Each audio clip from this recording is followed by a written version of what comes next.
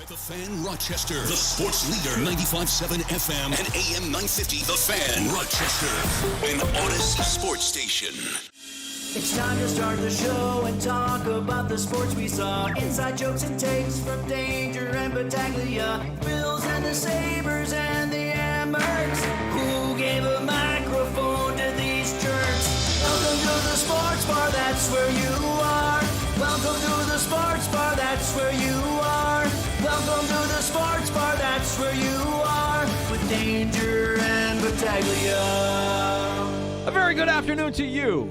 Welcome on into the Sports Bar, Rochester's only local sports talk show. Danger and Battaglia, glad you're with us. Thanks for making time at 95.7 FM, AM 950, the free-to-download Odyssey app, and our YouTube and Twitch streams live now on our channels at The Fan Rochester on YouTube and on Twitch. I'm Danger. That's Battaglia. Has there ever been a team on Hard Knocks that's gone on to win the Super Bowl?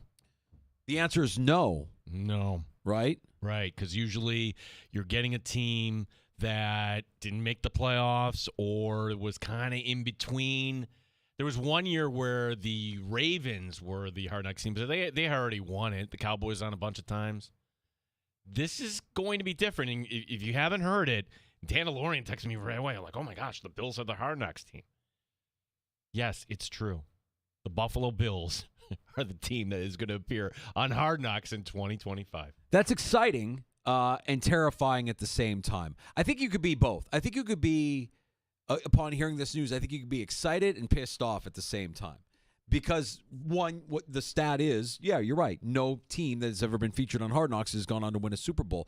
We've had Brandon Beane tell us, like, well, look, if they tap us on the shoulder, I guess we'll do it, but it's not something anybody actively wants to do. They don't have any choice. I think we could say this safely. It's not as if Sean McDermott, Brandon Beane, and everybody put their hand high into the air and said, yes, we volunteer. But simultaneously, is there a team that has been more active with the media than the Buffalo Bills? I mean, McDermott has been very forthcoming this offseason. He's talked to a lot of reporters. He's done a lot of shows, a lot of guest appearances. Beane has always been that, but he's not afraid of getting on a Zoom or going on McAfee or hitting anybody. Like, it feels like both of them in recent years have been more open with the media and made more appearances with the media than they had certainly early in their tenure. Well, and not only that, Danger, there's a business side to this that is probably very appealing to Pete Coelho and everybody else, because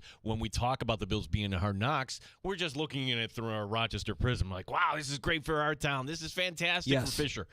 You got to remember, Hard Knocks goes all the way up to the season opener, right to the final cuts. That is beyond St. John Fisher. And when they get back to Orchard Park and bring camp back. Training camp on site in Rochester, training camp doesn't end here. They relocated to Orchard Park mid-August. And what are you going to see? You're going to see still some cranes. You're going to see some progress. You're going to see pictures that you're going to invite everybody, hey, look at the progress that's being made here in Western New York with the new stadium going. Right. Yeah. I mean, how many storylines could they actually dive into here? There's so many. I mean, and this is why I think it's exciting that you will get a peek at this. And I think NFL fans will be excited because the Bills are a compelling organization. There's a lot of different angles for HBO to kind of unearth here, for NFL Films to unearth. Keep in mind that the Bills do still have creative control over this. Like, the Bills can say, we don't want you guys shooting Josh Allen playing around at Oak Hill. I think up to a certain point. Like Sean McDermott, when he's addressing his team, normally in a private setting, you're going to hear that stuff.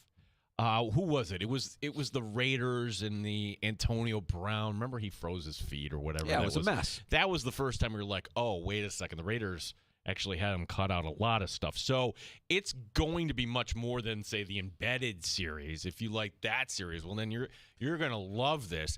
I mean, it's the angel and the devil on each shoulder, right? The devil is you're hearing the voice of Brandon Beane and Sean McDermott. Well, we'll do it, but is this really good for the team? And nobody ever wins the whole thing when they appear on this. But the angel's like, wow, this is fantastic. I love this for our town. Fantastic for our town. It gives us the opportunity to have us, put on a pedestal for the time that the camera crews are here following the team. It's going to look great. St. John Fisher is going to look fantastic. Pittsford is going to look fantastic. That following the guys around, if they do follow them to Oak Hill, like that'll all kind of give Rochester a halo that we are hosting this at our university here at St. John Fisher, and that the Bills are a part of this. But you just know, like Brandon Beane has told us straight up, like it's not something we would volunteer for. Knowing last year that Pete Goelli came from the Giants who had that dumpster fire of a Hard Knocks offseason last year, and Goelli was still there with the Giants when that happened, came to Buffalo. We asked him about it, and he's like, yeah, it is what it is. Like, if they come knocking, we have to be receptive to that. Brandon Beane and Sean McDermott didn't sign up for it. They're going along with it. What would be the one thing that they will reveal that you're most interested in? That's the part. It's like a car crash. When Sean McDermott is actually going to do the cuts. Like you've watched Hard Knocks, that's always the one, and you know who's going to get cut. And you can almost say, okay, we're going to focus on these guys early on here, right? And here's somebody that you're rooting for, but it's a long shot, and then he's going to get called into the office, and I want to see how Sean kind of handles that. I don't think it'd be like Joe Philbin. Remember Joe Philbin from the Miami Dolphins fumbling around talking to Chad Johnson? I mean, great television, but just a horrible manager the way you kind of did that. Clumsy, right. And McDermott's been kind of clumsy with some of his media appearances, as we've noted in the past, and he certainly got called to the mat for some comments made in a team meeting that probably didn't reflect his true, it was a metaphor that just fell flat and kind of had a lot of people scratching their heads. I don't know that we're going to get any of those moments. I mean, nobody within the Bills organization is going to sign off on anything that's going to make the Bills look like anything less than a Super Bowl contender. Do we still have the same training camp schedule? We just are assuming danger, but if the Bills want to try to tighten and control this a little bit, wouldn't they have more control if they were actually on their home turf in Orchard Park rather than Fisher here? Yeah. I'm hoping that this isn't going to be a byproduct of, we're only going to do 2 weeks. I don't think that's going to be the case. Well, we know how much they like routine, and they shouldn't let Hard Knocks derail their routine. Every summer, we kind of know how many practices, what days are open to the public, what days are closed, all of those things kind of always consistently year after year happen. I'm full of suggestions, right? Here's my suggestion because, Sean, Brandon, Derek Boyko, I know you all listen. Start right now. You don't have to use the footage, but that's really the thing, right? It's a little unnerving when a camera's following you around all the time and you got to mic up. You have OTAs coming up. You have a mandatory mini camp. Just go through the dress rehearsal. There's a camera completely following you around at all times. By the time you get to Fisher, okay, yeah, isn't that what embedded is? I mean, haven't they already been preparing for this with embedded? I mean, I feel like embedded is like, okay, we're at 20 minutes, then get out. No, you need somebody there the whole time. I feel like every team has their own version of that at this point, and it's almost like that. It's just, hey, recognize that you're always on. Recognize that we can catch anything that you say. Just be on your heels and know that this could be used for however we want to use it. The NFL, the Buffalo Bills, we can use this footage, this meeting, this practice, these reps in the weight room, whatever it is. If we're taping, it's ours to use. And embedded has been happening for multiple years now, right? They've had a crew following the team around year after year after year. When we see them at Fisher, we see we see the cameras kind of following them around and them directing shots and looking for, different angles. I think storylines are the storylines that they could follow if you wanted to try and predict. I think that's a fun exercise today. And if you want to join us, 866-4326 is our phone number. 585-866-4FAN. That's the Good Smoke Barbecue and Pub Wingman line. Award-winning barbecue from Good Smoke Barbecue and Pub at 135 West Commercial Street in East Rochester. GoodSmokeBBQ.com. I mean, certainly your MVP quarterback and his Hollywood star actress would be something that you would imagine they will send a camera to kind of follow around a little bit. Is she actually going to be here? For a day, maybe? Maybe. For a day? For a day, can you get the two of them together after a practice or early in the morning? Or, we've seen that before. We know players' wives and families will come for a day every now and then just to see, hey, what's going on, just to watch a practice, just to be there after practice. That's not uncommon. We've seen that. A storyline, and this is something, again, behind closed doors we don't get to see, but we know this is something for Sean McDermott, where to build team chemistry, he wants guys to get up and tell their story, whatever it is, about their family, about their upbringing, and it can be really compelling. What if you did that? I'm assuming he did it last year, but somebody like Ray Davis that, yeah, we know his story, but you want to talk about where he is now to, my gosh, his upbringing and how he came through all that. That's something that you're not flipping the channel away when you hear Ray Davis's story. Ray Davis is a good angle to follow. I think also a good angle to follow for Hard Knocks, the James Cook saga. James Cook become a focal point of the program. Ooh. If I don't think he's going to, but if he's absent or even if he's there, they're going to bring it up. He's in the final year of his rookie deal. He's made his demands known publicly. He is yet to sign with the Buffalo Bills. Okay, so the angle here with James Cook is, and I remember the one with Darrelle Revis where they met halfway at the diner on Route 17. This is the Jets one. You're dealing with a rookie agent. Like the representation for James Cook doesn't represent anybody else in this league at this level. So is this agent going to use this as an opportunity maybe to get himself some face time here with his client, advise his client not to be there? I don't know. We'll certainly learn a little bit of OTAs next week, mandatory minicamp June 10th. A lot of things coming up here, but that's an interesting storyline. You're going to have to at least dedicate one segment to Damar Hamlin, right? You want Damar Hamlin or is that just too, we know the story, we're kind of past no, it? They're definitely going to dive into Damar Hamlin. They'll rehash the entire thing. There's a sick and twisted part of me that feels like this is Sean McDermott's punishment for canceling an NFL game mid-game. Like when the Damar Hamlin incident happened, let's not forget, the NFL wanted to keep playing. It was McDermott that basically said, we're done. We're not playing anymore. We just saw a teammate die on the field. You guys figure it out. Left the NFL in a little bit of a mess at the end of that season with one less game played by the Bills and by the Bengals. The sick and twisted thing is Hamlin one of the players that McDermott has to say goodbye to at the end of training camp? I doubt it.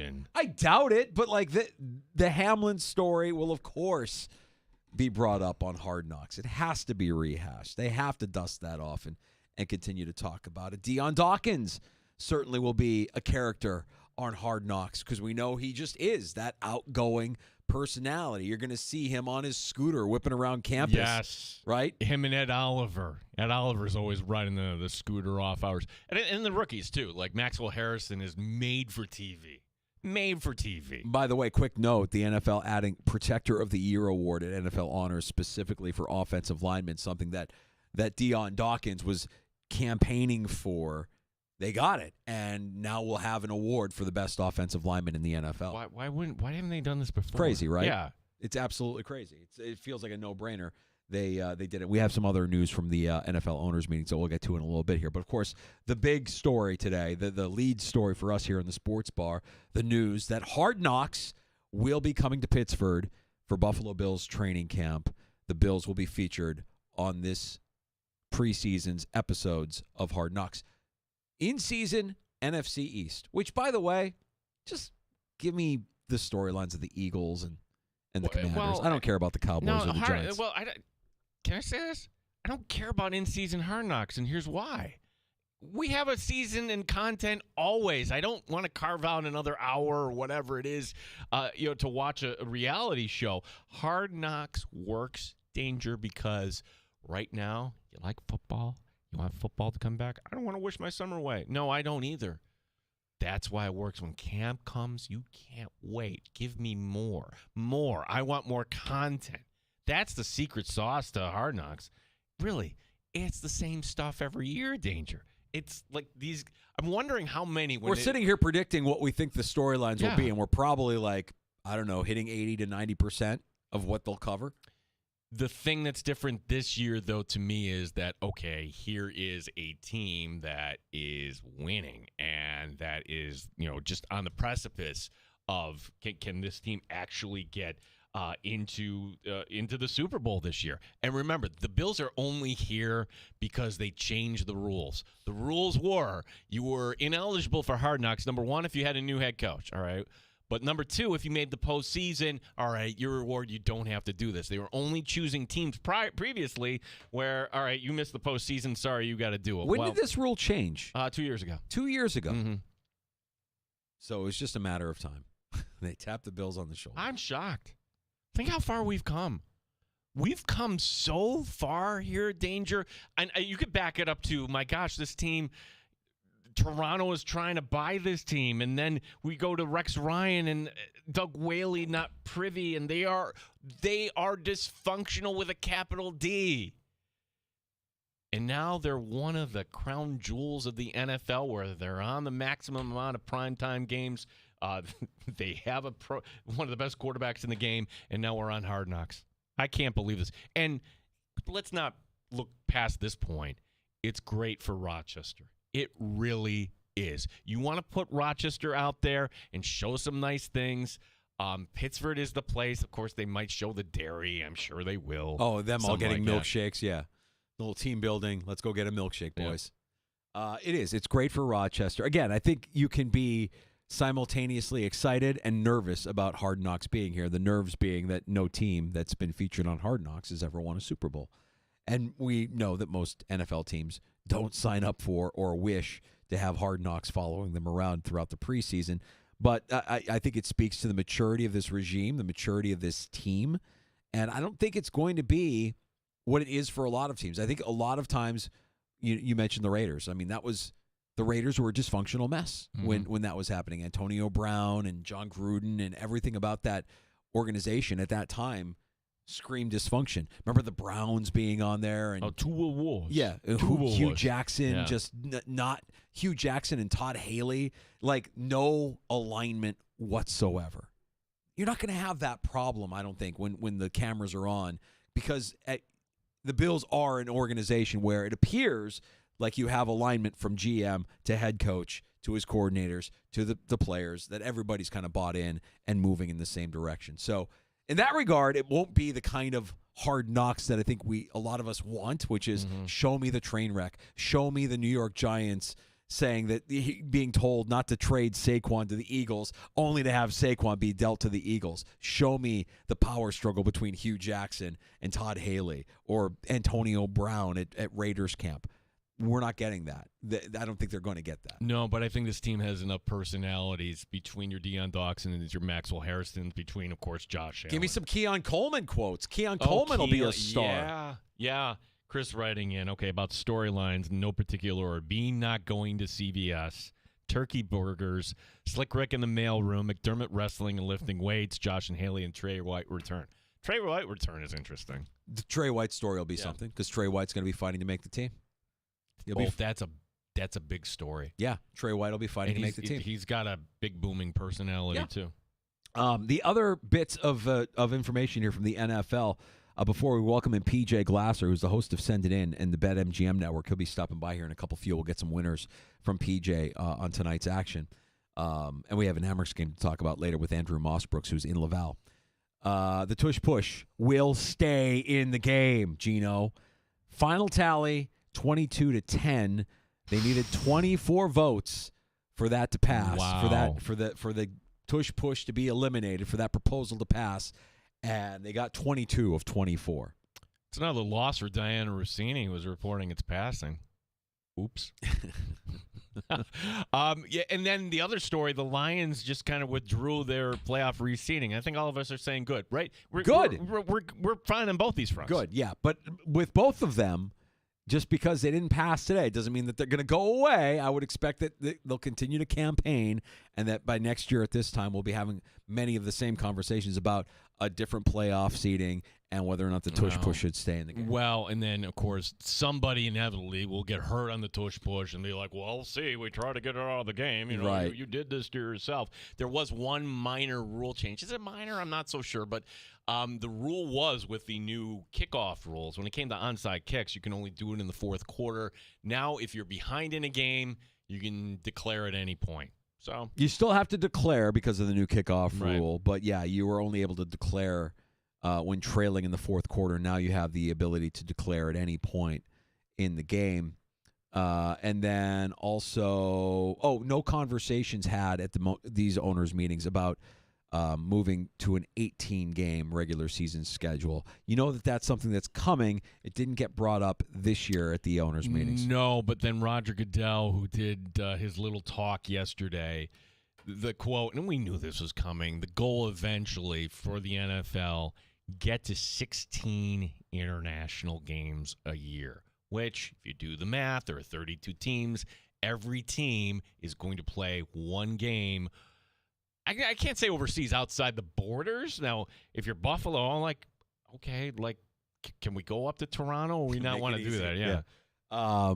That's happening. And also, I found this out too, Gino. We talked about this a little bit yesterday when we learned that the NFL was going to allow professionals to play flag football in the Olympics. The flag football tournament for the Olympics is a 1-week tournament, and it runs during the first week of the Olympics, July 14th through the 21st. So it'll actually be over before training camps open. We were wondering how much the Olympics would eat into training camps for teams. Wow, that's unbelievable. Like, the NFL is so powerful, they dictated to the Olympics? 1-week tournament. The IOC actually? You know, basketball and hockey tournaments in the Olympics are the entirety of the Olympics. They're 2-week tournaments. Mm-hmm.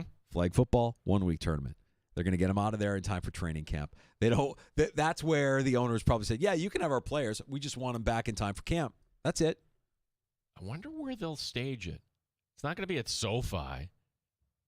What do they have at the in LA? I'm just trying to think, where will they have the games? Oh, I would Not imagine. I would imagine SoFi.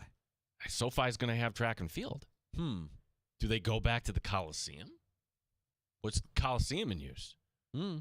They're not going to do track and field at the Coliseum? Oh, see, we got to figure. We got to do a little deep dive here.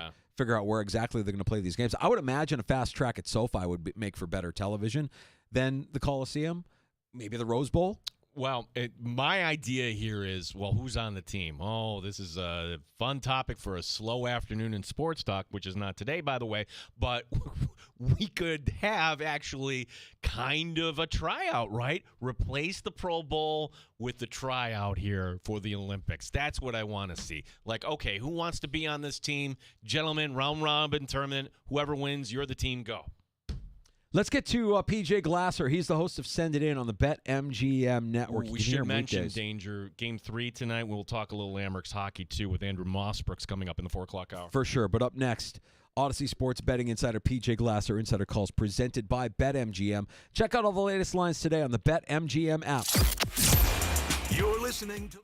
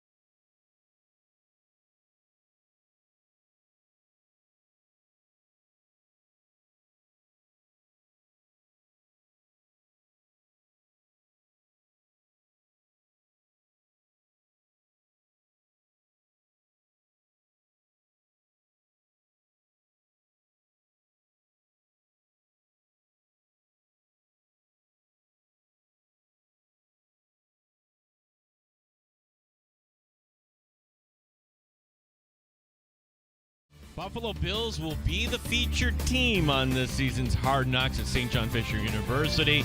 The training camp schedule has yet to be announced. Hockey tonight, finally here for Game 3. Amherst up in Quebec against Laval. Head coach Mike Leone knows this is going to be a tough environment. It's like playing in Montreal, to be honest with you. It's, 15,000. They sell out almost every game. It's a hostile environment. So we're comfortable playing in that environment. There's a togetherness that you have to play with. When you have success on the road in the season, we're confident playing in those situations. Coverage begins at 7 tonight here on The Fan. Knicks Pacers tonight, Game 1. We'll get the thoughts of PJ Glasser, your host, who send it in on the BetQL Network. He joins us next year in the Sports Bar. Red Wings baseball tonight in Syracuse, weather permitting. On the Major League scoreboard, Pirates over the Reds 3-1. Gene Battaglia, the sports leader, The Fan, Rochester.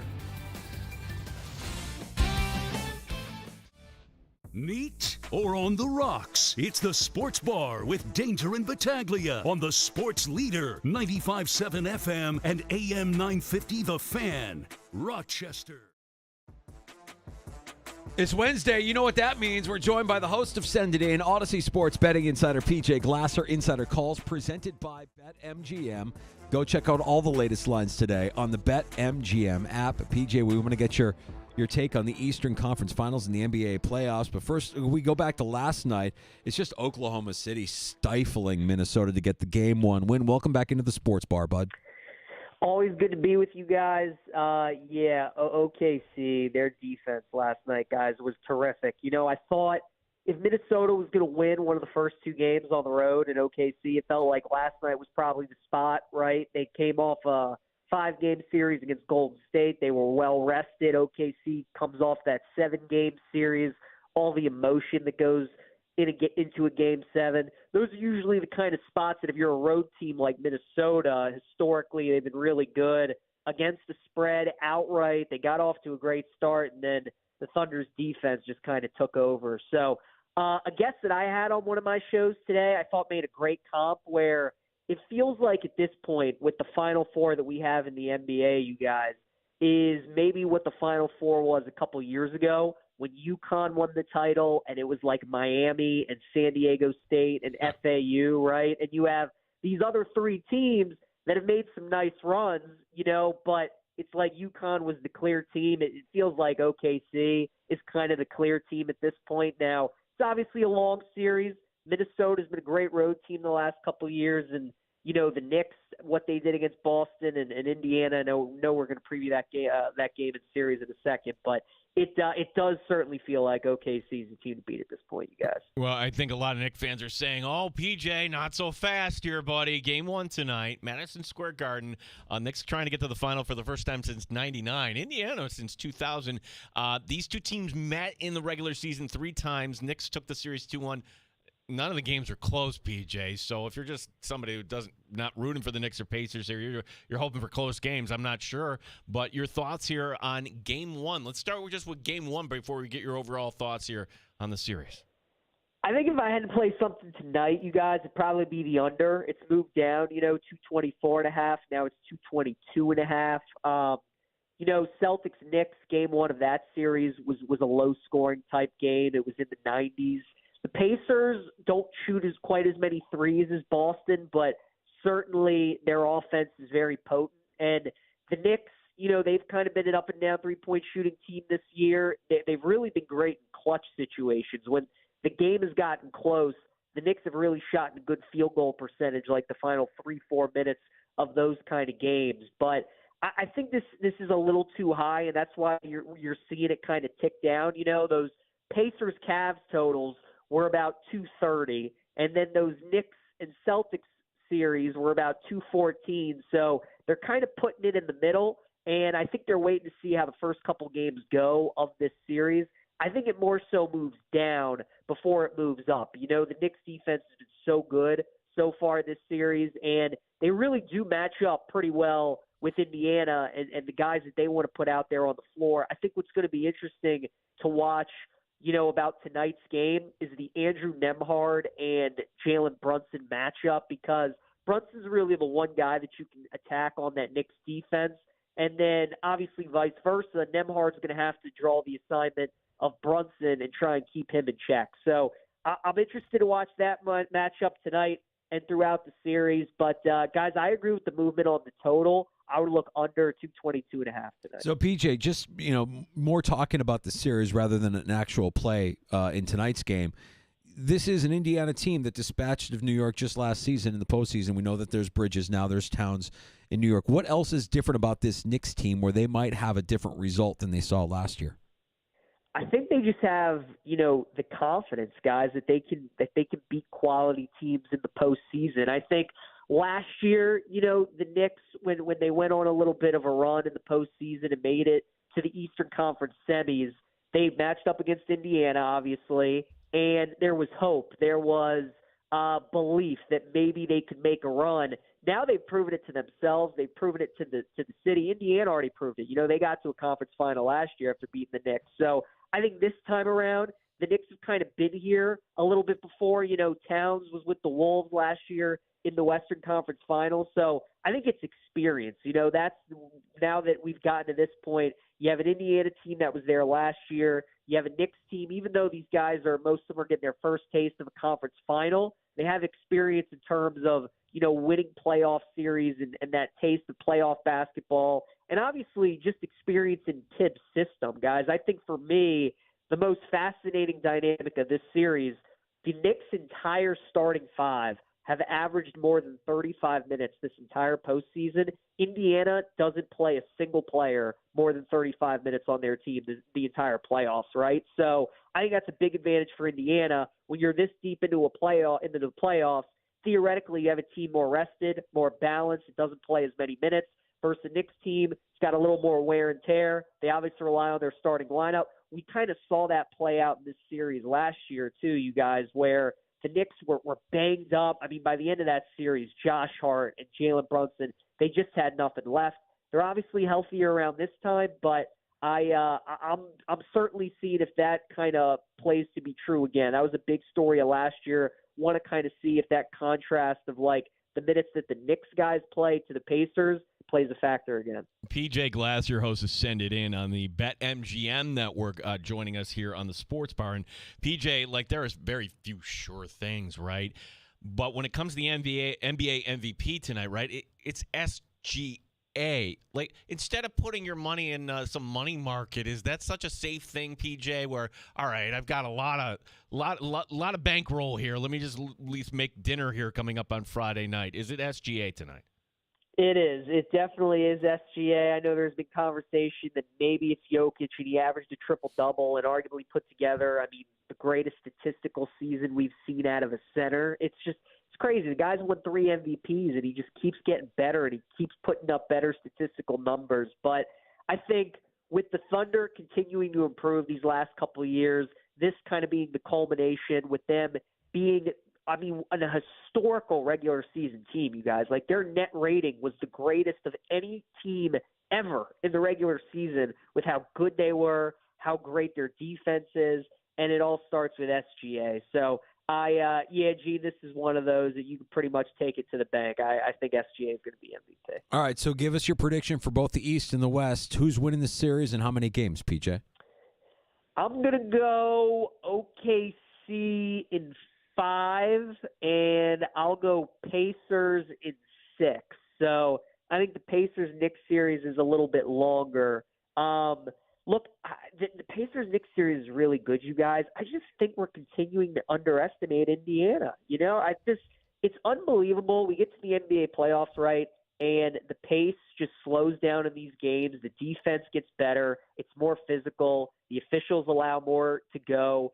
But you can't slow down the Pacers. They just get to their pace. They play at their game, and they're just a tough matchup for teams to deal with. And they have the experience of going, playing against the Knicks last year, going into the Garden, winning a Game 7. So I don't think the environments they're walking into tonight, Game 2, potential Game 5, 7, whatever it is, they're going to really be intimidated by it. I like Indiana at 6 in that series, and then OKC in 5, you guys. I initially said 6. Because I thought Minnesota was going to win last night. I think they can get a game in Minnesota, but that's it. I think it's going to be a gentleman's sweep. So Thunder in 5, Pacers in 6 for me. PJ, I remember last summer we were having fun picking against the White Sox to a point where like, okay, this doesn't make sense. Where you're seeing teams minus 300. As you're looking at baseball tonight, or maybe later this afternoon, are there any plays that jump off the page? And bringing it back to the Rockies here, Philadelphia minus 215 at Colorado tonight. Yeah, I mean, certainly, like the Phillies, I mean, as a money line parlay piece, how can you not like that? The Rockies, I mean, guys, the White Sox, we know how bad they were. The Rockies right now are on pace to finish like 12 games below what the White Sox were last year. It's hard to fathom how bad they are right now. So, I mean, that might be a discount, getting Philly at minus 220, and then you just parlaying that with something else. I kind of like that. I like the D-backs later tonight on the money line. Corbin Burns going for them against Dustin May for the Dodgers.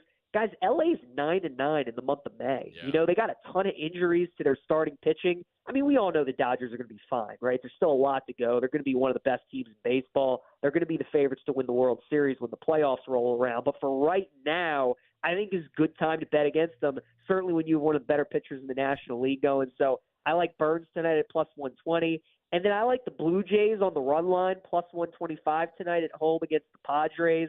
Gosman's on the mound, big pitching advantage for Toronto. And every once in a while in baseball, you know, you get one of these matchups where you get a team like San Diego, one of the better records in baseball, versus like a 500 team in the Blue Jays, and the team in Toronto, big favorite at home, and those tend to usually be the right side. So if you just want to lay the minus 165, play it safe, feel free. But when I normally like a side like that, I'm just willing to take the juice, bump it up, hope they win by a couple runs. So I like the Jays run line plus 125. PJ Glasser, the host of Send It In on the BetMGM Network, our guest in the Sports Bar with Danger on Battaglia. And what about a little glass on ice, PJ? Do you have anything for us from the Stanley Cup playoffs? We know that Florida took care of Carolina in Game 1 last night in the Eastern Conference Final. Tonight we get a real compelling matchup between a team that a lot of people have fallen in love with in Dallas and the world's greatest player in Connor McDavid and his Edmonton Oilers. It's going to be fun, you guys. I mean, you know, we certainly could be having a rematch at the Stanley Cup final that we got last year between Florida and Edmonton, the way that things are trending. But I like the Stars tonight. I like them in the series. I think that's the bet. BetMGM right now, plus 100 to take Dallas to win the series.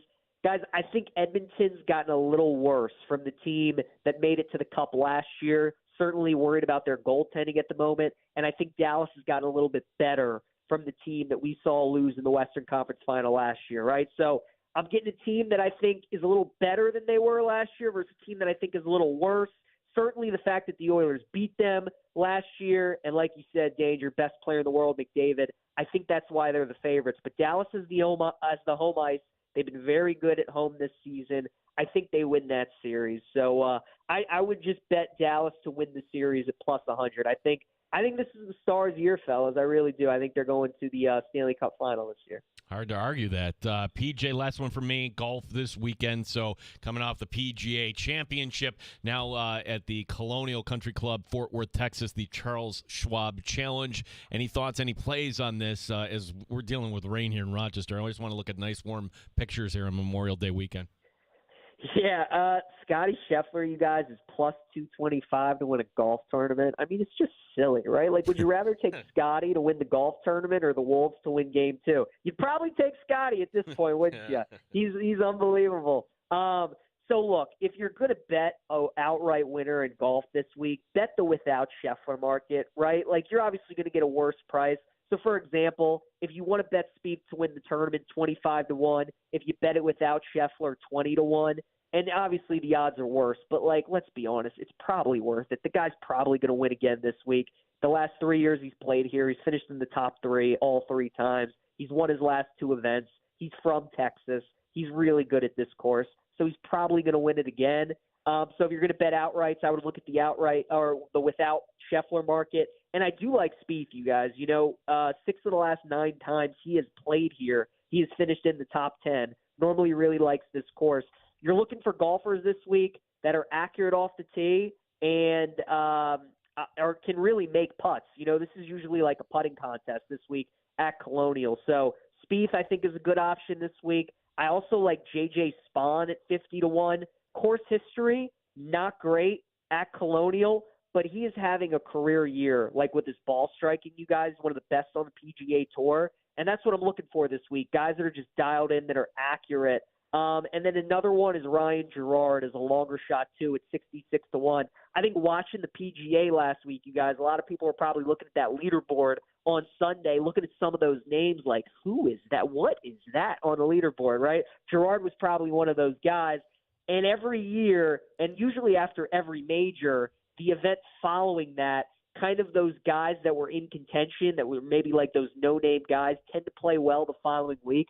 I think Gerard's going to be that guy this week. He's played already in 2 events in Texas this season, out in Houston and San Antonio, finished in the top 10 in both of those. His game's in really good form. So Gerard, J.J. Spaun, Spieth, 3 guys I would take a look at this week, you guys. PJ, you playing hurt today? You sound a little under the weather.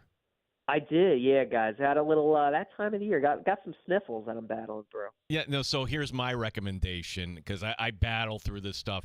I don't use Advil. I don't what There we go. now why I'm on the air. I'm drawing a blank. What's that danger? The painkiller? Yeah, not Advil. Ibuprofen? Is that what you use, you know? Ibuprofen is the way to go, PJ. That'll have you back on your feet here, buddy. That's good. I usually just go the Dayquil, NyQuil, you guys. That's kind of my go-to that I use a little bit. Then, you get the chamomile tea, some Gatorade in there. It's just kind of about the liquid. So Yeah. I'm kind of hoping I'm on the tail end of this. I kind of got it over the weekend. It was one of those that starts in your throat. Oh, works hey, its way up to the PJ, nose. we know what was happening in your neck of the woods last weekend. Don't lie. You were at Preakness. You were running across the porta potties at Preakness, weren't you, PJ? You guys know me too well. That was me.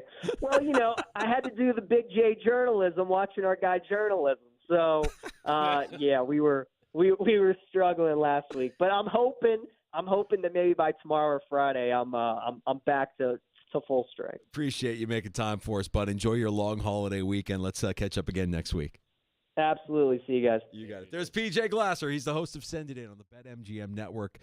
Insider Calls presented by BetMGM. Check out all the latest lines today on the BetMGM app. I know we want to overreact to one game, but you're seeing OKC kind of primed, and here's a prize called the NBA Finals. PJ calling it in 5, it's hard to kind of dispute that, right? Yeah, I don't know. I feel as if the majority of that game, the first half specifically, it was back and forth. I mean, their defense really clamped it down in the second half, but you had a lot of lead changes. Minnesota with the lead for a good chunk of that game. They can hang. I just think, can they get past that defense? They're both teams are really, really good defensively. And OKC's defense just clamped it down a little bit tighter in the second half last night. We'll see. 5 seems aggressive in the favor of OKC to me. I'm not saying I think Minnesota's going to win this series, but both of these series feel like they could go 7 games to me. SGA, the MVP, his odds are at minus 4,000. So, Mike Danger, if I had a stray $1,000 lying around, check that, $10,000.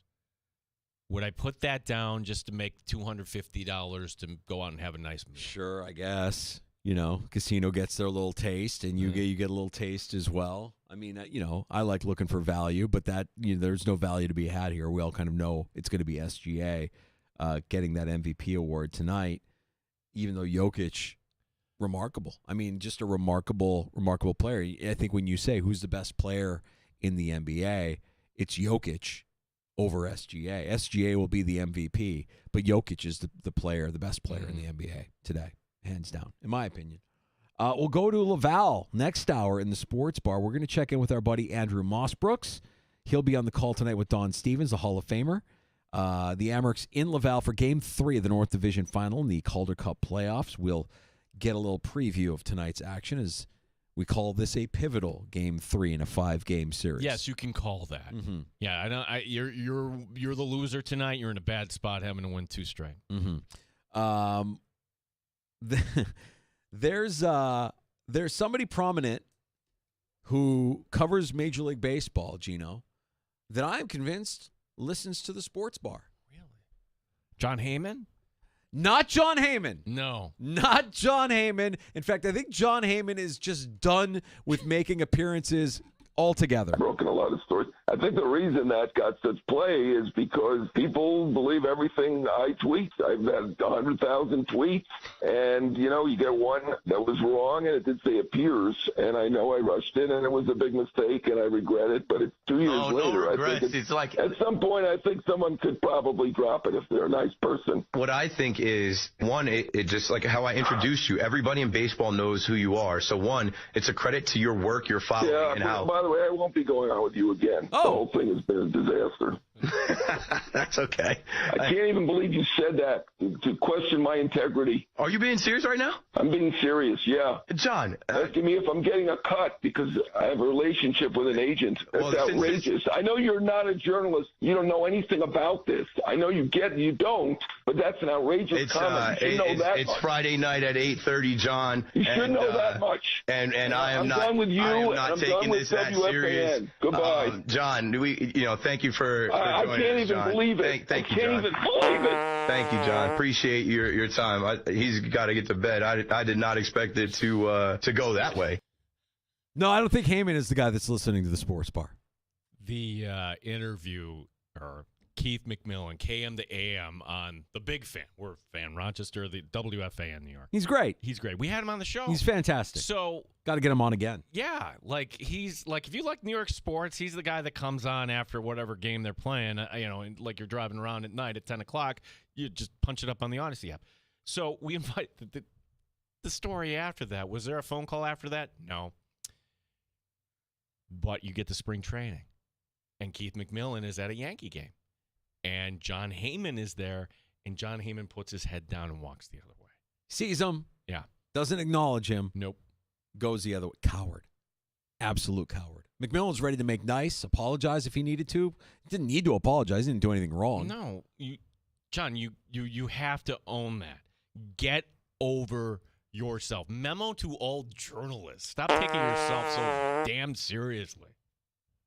Not Heyman, but another baseball insider Ooh.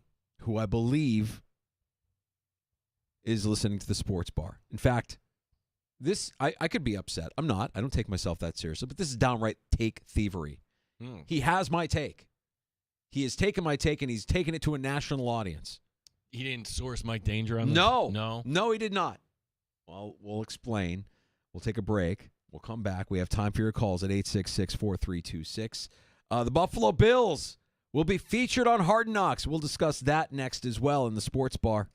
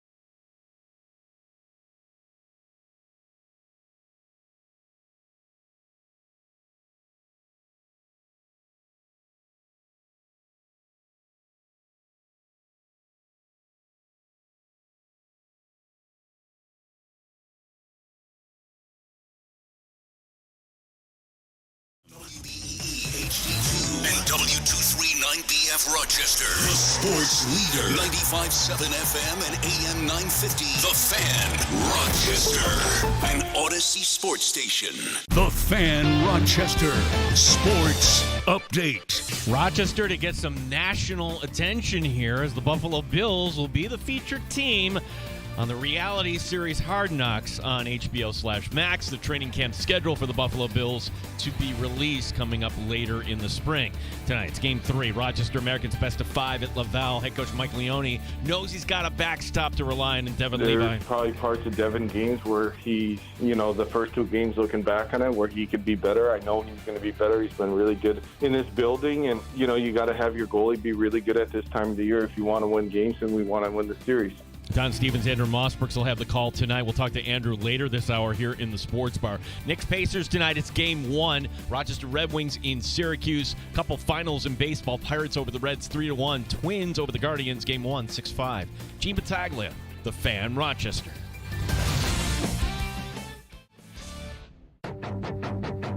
The Sports Bar with Danger and Battaglia. The tush push lives on. The Philadelphia Eagles tweeted out 2 minutes after the vote. Push on. Who cares? I could not care less. Do not ask Matt Perino about tush push. Bills are on Hard Knocks in training camp. The Amerks are in Laval. It is Game 3 this evening at 7 o'clock. OKC walloped the Wolves in Game 1. The NBA will finally announce its MVP tonight before Game 1 of Knicks Pacers. Mike Danger. It's a dog-eat-dog world, Gene, and I'm wearing Milkbone underwear. Give me a beer. Norm! The Bears. Gene Battaglia. We aim to do a higher level of show. Speak for yourself. The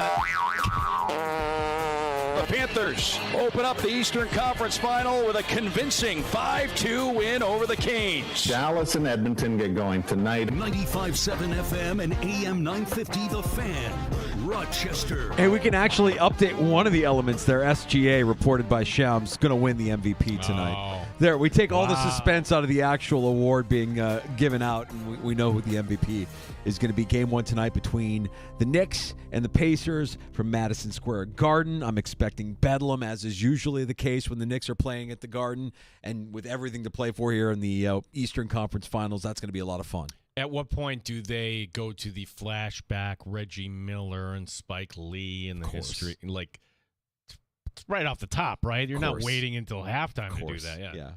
Yeah. Speaking of ESPN, it's ESPN baseball insider Jeff Passan who listens to the Sports Bar. I like Jeff Passan. I do like too. Like him even more. He listens to the Sports Bar. Big fan of Jeff Passan, who went on the Pat McAfee show and said that he expects teams to ask about potential options for acquiring Pittsburgh Pirates ace Paul Skeens. Gino, Passan's quote, "If the Pirates believe they have absolutely no chance of signing him, then they should trade him. You can make the argument that they should trade him now. The truth is there are teams that are already going to ask about Paul Skeens at the trade deadline this year." What are the Pirates now? 17-33? Good for second worst in the National League, fourth worst record in all of Major League Baseball.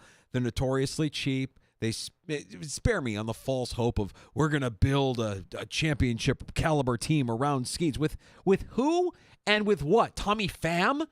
Dennis Santana? IKF? Joey Bart? Yeah, I'm sure you're going to fetch a championship roster in return for those spares. Get the haul you can in return for Skeens trade. Now, that's a different story. You can stay cheap, Pittsburgh. Trade Skeens to a serious franchise so one of the league's best young stars can pitch in meaningful games. And thanks to Jeff Passan for listening to the Sports Bar.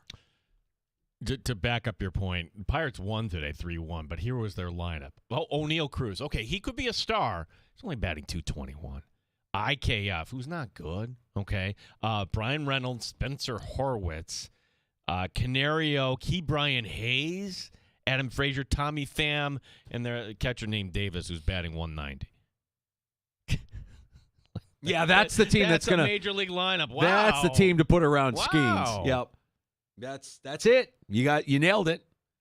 I'm sure you'll get something just wonderful in return for Tommy Pham in the open market. You just go ahead and throw him out there on the trade market. Let's see what happens. What do you get it back for Tommy Pham? Trade Skeens. You cowards. You want to really build a championship team? Think of the haul you can get if you trade him when his value is highest right now. Yes, but here's the but part. Can we connect dots that if the Pirates are so bad on the field when it comes to spending money and payroll that they're also bad in the front office? Like, if you're how would they know who is actually good when it comes to prospects? Like, if you're a team like the Dodgers and you're like, okay, we really know who's good and who isn't. You're making a deal where you're giving away 5 prospects that aren't any good. If the Pirates are being honest with themselves, like in the end, I could see a scenario where the Pirates make a trade like this and everything they got back in return, nothing panned out. Of course, nothing will pan out. It's the Pirates. They're an unserious organization. I would be shocked if, I'm saying they could get a haul. They could get a lot of value back for a Paul Skeens trade, but they still have to make it work. I just think you're going to have Paul Skeens there. I think he's not even eligible for arbitration until like 2027. So you can have Skeens there, miserable, losing every year, being the only player there that's worth anything. No player's going to want to play for the Pirates. Well, the funny thing is, if you sat Pirate fans down, nobody would argue. They'd be like, yeah, no, it's like, go. Nobody would be upset at Paul Skeens if he said, hey, you know what? I want to get on with my life right now. Can I go somewhere where I know I'm going to be played? Pirates second, yeah. So Miami has 19 wins, Pittsburgh 17. The only thing saving them, Colorado with 8. Well done. 8 wins. That Central's not bad. Cubs, Cardinals are starting to win some games here, but Reds, Brewers. Yeah, Cardinals have gotten hot. Cubs keep winning. It's going to be fun. It's going to be a fun summer. Speaking of summer, we're looking ahead.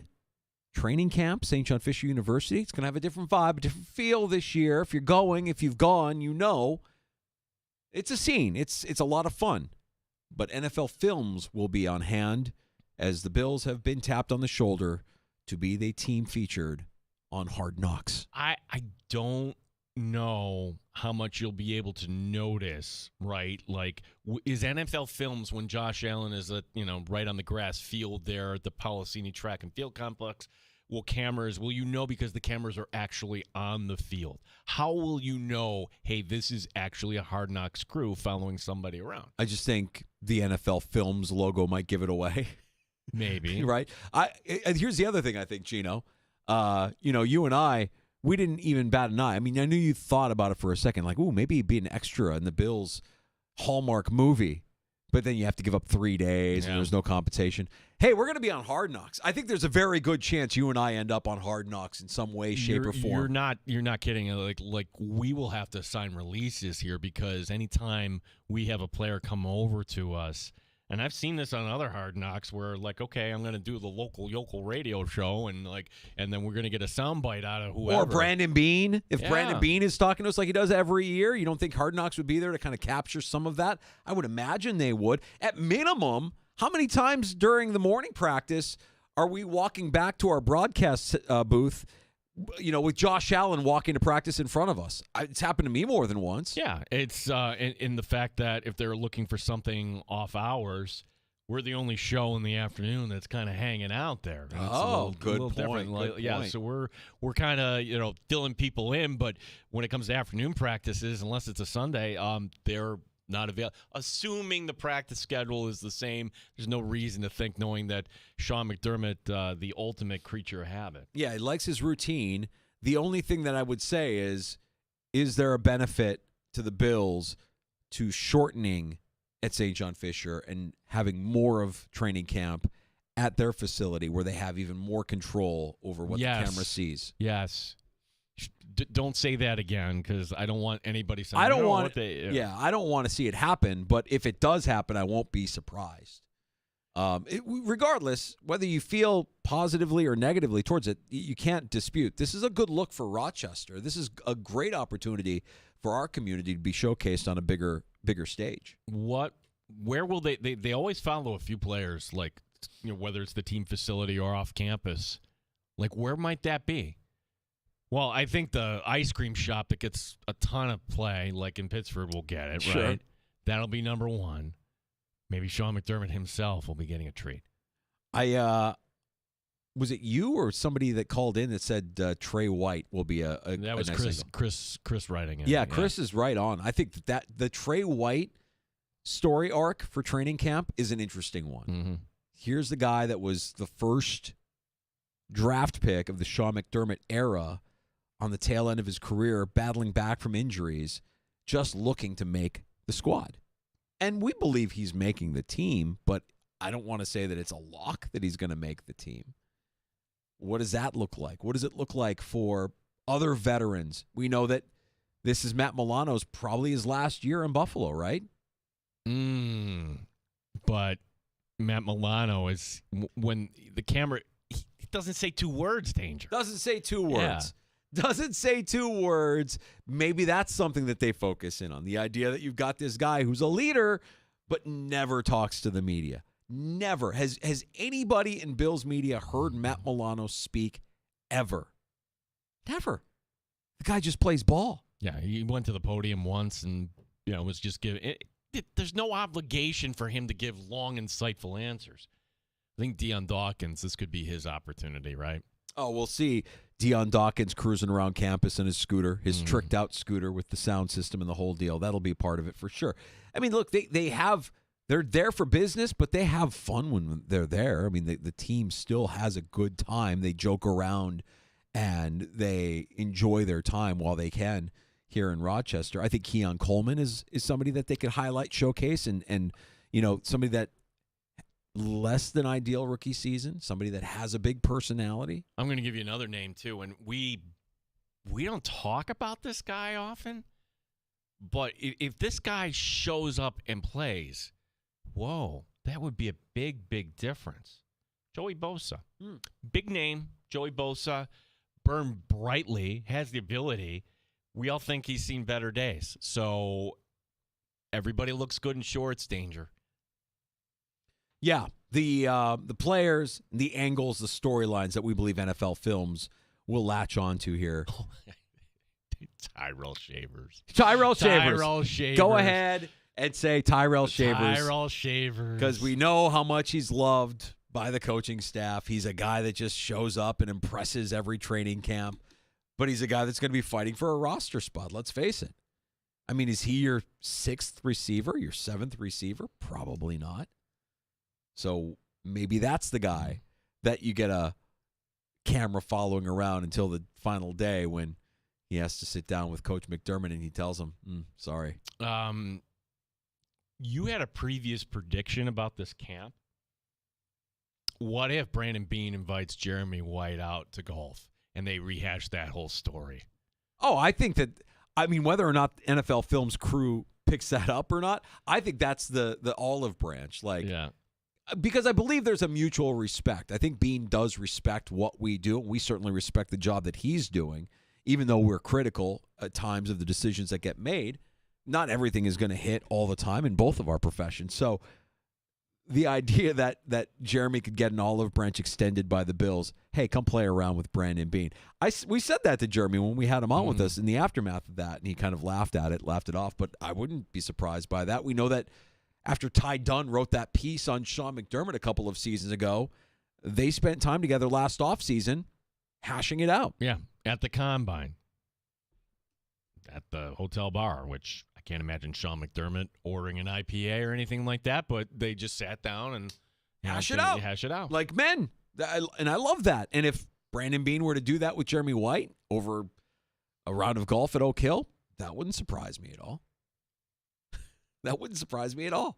It would surprise me if they allow that in the final product. If they allow, here's Brandon Beane golfing, here's Josh Allen golfing. Well, so we know, the Bills have a certain degree, but you're Josh Allen, who, look, if we had, who's the most powerful person in the Buffalo Bills, I guess ultimately you would say Terry Pegula, but it's Josh Allen. Josh Allen has more power than McDermott, more power than Brandon Beane. He is the reason where this team is at right now. Josh Allen's no.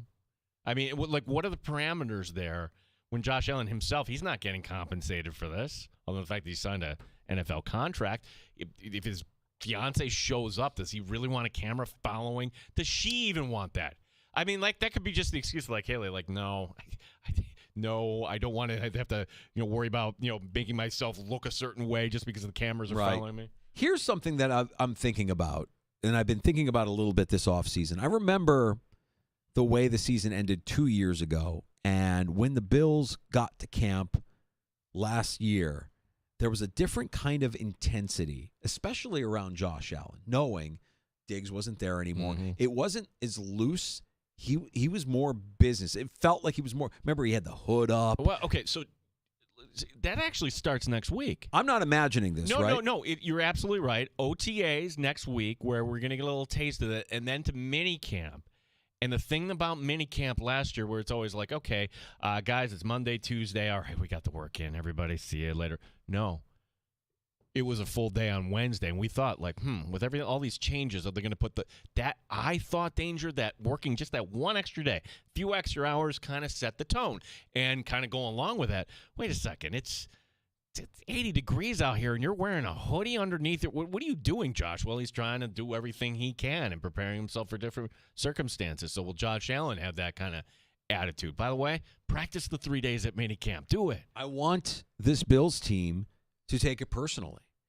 I want them to have a different level of intensity than they even had last year. We felt it last year at training camp. Like, oh my God, they're coming in here pissed off. They know that the season didn't end the way they wanted it to at home, losing to Kansas City a couple of seasons ago. Are you as pissed off this year knowing that you still couldn't get over that team? That team still stands in your way, because that's going to be the storyline of the Buffalo Bills. That's the compelling thing about this is the little engine that could. The Buffalo Bills are a good team. Everybody recognizes them as a Super Bowl contender, except they can't win when they need to win most. They beat Baltimore. Big win. Mm-hmm. Can't get over on Kansas City, who they beat in the regular season. Who is the one person on our station that Hard Knocks will sit down and develop a storyline around? Tasker. Correct.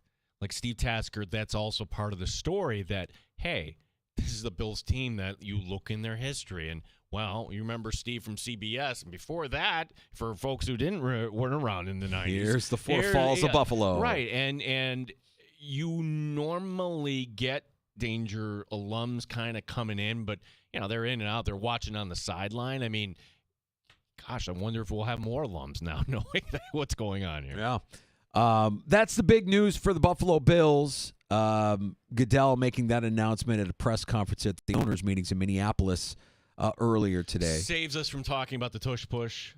Right. Right. There happens to be other items of note from the NFL owners' meetings. They did not, however, at these meetings discuss expanding the regular season to 18 games. You know that's coming down the road. This wasn't the time nor the place for them to have that discussion. The onside kick attempt declaration rule, that's been changed. Now they can do it. They could declare an onside kick at any point of the game if they're trailing. Prior to that, with the new kickoff rule last season, they were only able to declare when trailing in the fourth quarter. Now, the tush push, you mentioned it. You needed 24 votes for the proposal to ban the tush push to pass. They got 22. The 10 teams that stood in the way of the banning of the tush push, Philadelphia fans would say the only 10 teams with any integrity in the NFL are the Eagles, of course, the Saints, the Ravens, the Browns, the Lions, the Jags, the Dolphins, the Patriots, the Jets, and the Titans. The Bills were in favor of banning the tush push. Which it kind of... Who got to McDermott? Who got to the Bills on this? The commissioner. Yeah, that's it. The commissioner couldn't get it through to Philadelphia. By the way, like the Eagles' Twitter feed, their social feeds, it's just a nonstop tush push this play, that. It's expert trolling here by the Philadelphia Eagles. Absolutely. Today. They've been sitting on it, waiting for it. Absolutely waiting for it. The other big proposal that was being monitored heading into these meetings, the idea of breaking playoff seeding and basically eliminating the need to have a divisional championship, seeding playoff teams based on their regular season record, not on their divisional crown. the Lions actually withdrew their proposal prior to there ever being a vote. They must have known going in they weren't going to get the 24 votes that they needed, so the proposal got withdrawn. Just saves everybody a little bit of time, right? Yep. And I think, speaking of time, it's a matter of time before the tush-push proposal or the playoff seeding proposal gets brought up again. The playoff seeding one, I still can't wrap my mind around. I hope that we don't talk about that one again. Well, what'll happen with the tush-push is, sadly, because it's football, there will be an injury on this. It could be an injury on 3rd and 1 and a handoff, but if it's a tush-push, then, okay, now we have a different data point. By the way, the Eagles presented all their data, just kind of backing up like there's no injury concern. There's no injury concern. Right. And I hope they run the tush-push at least a dozen times against the Packers this year. I really want them to, 1st and 10, run the tush-push. How are the Buffalo Bills stopping it Week 17, or dare I say in the Super Bowl or wherever? Also, why don't more teams run this? Need a big, like Tampa Bay has the cheat code. Yeah. Just drafting the biggest player available, stick him in the center of that line, and good luck trying to move that body. That's it. Ed Oliver is a good player. No. But he doesn't have the size. Field. Yeah. He doesn't have the size. Need the size. There you go. There's your headlines from the NFL owners' meetings. The tush-push is alive and well, and the Bills will be your home team for Hard Knocks at St. John Fisher University this summer, and we're looking forward to it. It's going to be a lot of fun. A lot of fun. How about tonight? We've got Game 3, the North Division final between the Amerks and Laval. Joining Don Stevens on the call tonight will be Andrew Moss Brooks, who stops by the sports bar to give us a preview of tonight's action. Next on The Fan. You're listening to the Sports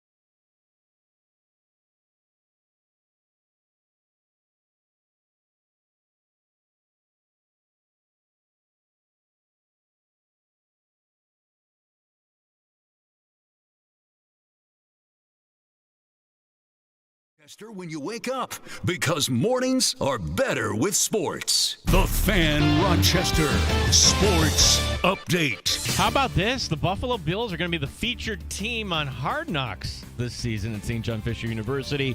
Training camp to begin in July. It is Game 3 tonight for the Rochester Americans at Laval series tied at 1 game each. Mike Leone, head coach, knows it's a tough environment. It's like playing in Montreal, to be honest with you. It's, 15,000. They sell out almost every game. It's a hostile environment. So we're comfortable playing in that environment. There's a togetherness that you have to play with. When you have success on the road in the season, we're confident playing in those situations. Don Stevens, Andrew Mossbrooks will have your call tonight here on The Fan. We'll talk to Andrew coming up next year in the Sports Bar. Knicks and Pacers tonight, Game 1. Red Wings in Syracuse, weather permitting. Finals for baseball today, Pirates over the Reds 3-1. Game 1 saw the Twins over the Guardians 6-5. Gene Battaglin, the sports leader, The Fan Rochester. Pull up a stool and join us. 585-866-4FAN. 866-432-6. The Sports Bar with Danger and Battaglia on the Sports Leader, 95.7 FM and AM 950, The Fan, Rochester. We've been a really good road team all year. We've been really good in this building, and it's kind of your group, your staff against the world mentality. It's really important to get off to a really good start. And you take the life out of the building, and I think that's got to be our mentality going to the game tonight. Amherst Laval, Game 3, the North Division Final tonight on the Fan Rochester. Don Stevens will have the call alongside our next guest, Andrew Mossbrooks, joining us now in the Sports Bar. Andrew, thanks for making time for us. It was great seeing you Friday night. The Amherst get the big win in Game 2. Going into Game 3, I'm just curious, what's your preparation been like for this game tonight? What exactly are you focusing in on in terms of what the Amherst would need to do here to secure a Game 3 win?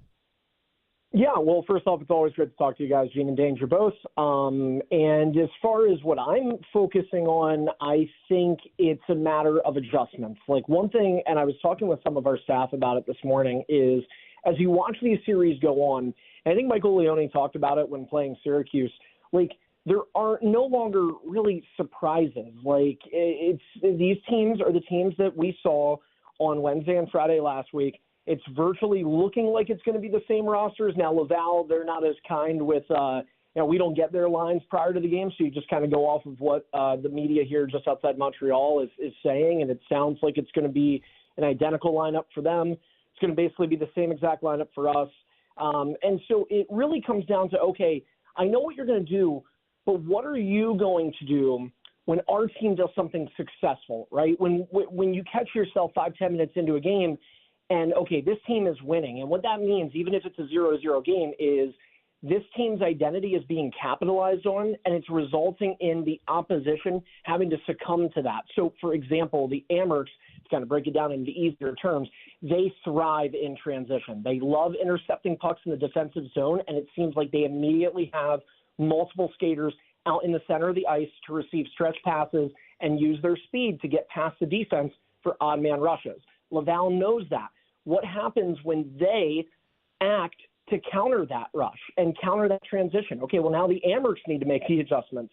So it's kind of this constant game of ping pong, if you will. And we've seen each team take advantage of the other through the first 2 games, and now you've got this rubber match that is ultimately going to put somebody on their heels 48 hours from now. Game 2, and Danger and I were there, and it was back and forth, and then you want your best players to rise up. And Rushek on the power play, finding Yuri Kulik, a one-timer, a true NHL one-timer, if there ever was one. And on Marty Baron's show, Andrew, he had a take, and I just want to get your opinion on it, that, hey, for the Amherst, this should be more about volume here, up in Laval, in particular for Kulik. Take more shots. Is that the Amherst game, or is Baran on to something here? I mean, I think he's right in that Kulik needs to be shooting more. I think we saw it in the NHL. Like his 20 goals, and I know he didn't get that. I think he finished with 13, 14 goals in the NHL. That translates to 30-plus in the American Hockey League. And at the same time, now I talked about adjustments, though, and systems. Like Laval is not surprised with Yuri Kulik. And I think one thing that I have seen, at least, I've been fortunate. I always am to sit next to Don Stevens and broadcast games. And when I'm with Don, because it's funny when he's doing the play-by-play, like I truly am I almost feel like I'm watching the game more as opposed to when I'm calling it. So when watching the game the way I have these first 5 playoff games that the Amherst have played, like Erie is not given a lot of ice. So he needs to be shooting the puck more, yes, but he also needs to be put in a situation where he can shoot the puck more. That one-timer from the right side, like it's not always going to be open. Now, for that reason, that's where when Kulik is not on the power play, when it's 5-on-5 even strength, I would like to see him find opportunities to get the puck off of his stick more and toward the net as opposed to a teammate. But I feel like there's always at least 2 bodies on Kulik. Now, for that reason, it does open up other people. I mean, you mentioned Rusek with that great feed to him for the go-ahead goal in the third period. But as a result of all the coverage on Kulik during even strength, you get an opportunity for Rusek to score a goal like he did in the final minute of the second period that night that you guys were there. And, that really was the momentum changer that got the Amherst a split going into Laval. Andrew Mossbrook's our guest in the Sports Bar. Danger and Battaglia. He'll be on the call with Don Stevens tonight, live from north of the border here on the Fan, Rochester. One of the storylines going into Game 2, and it's going to be continuing to be a storyline because the guy doesn't stop scoring goals. What about this run by Clegg? Cale Clegg has just been an absolute heater, and it's been critical for the Amherst. He's been that kind of supplemental offense that you need to see from your secondary scoring or your blue line.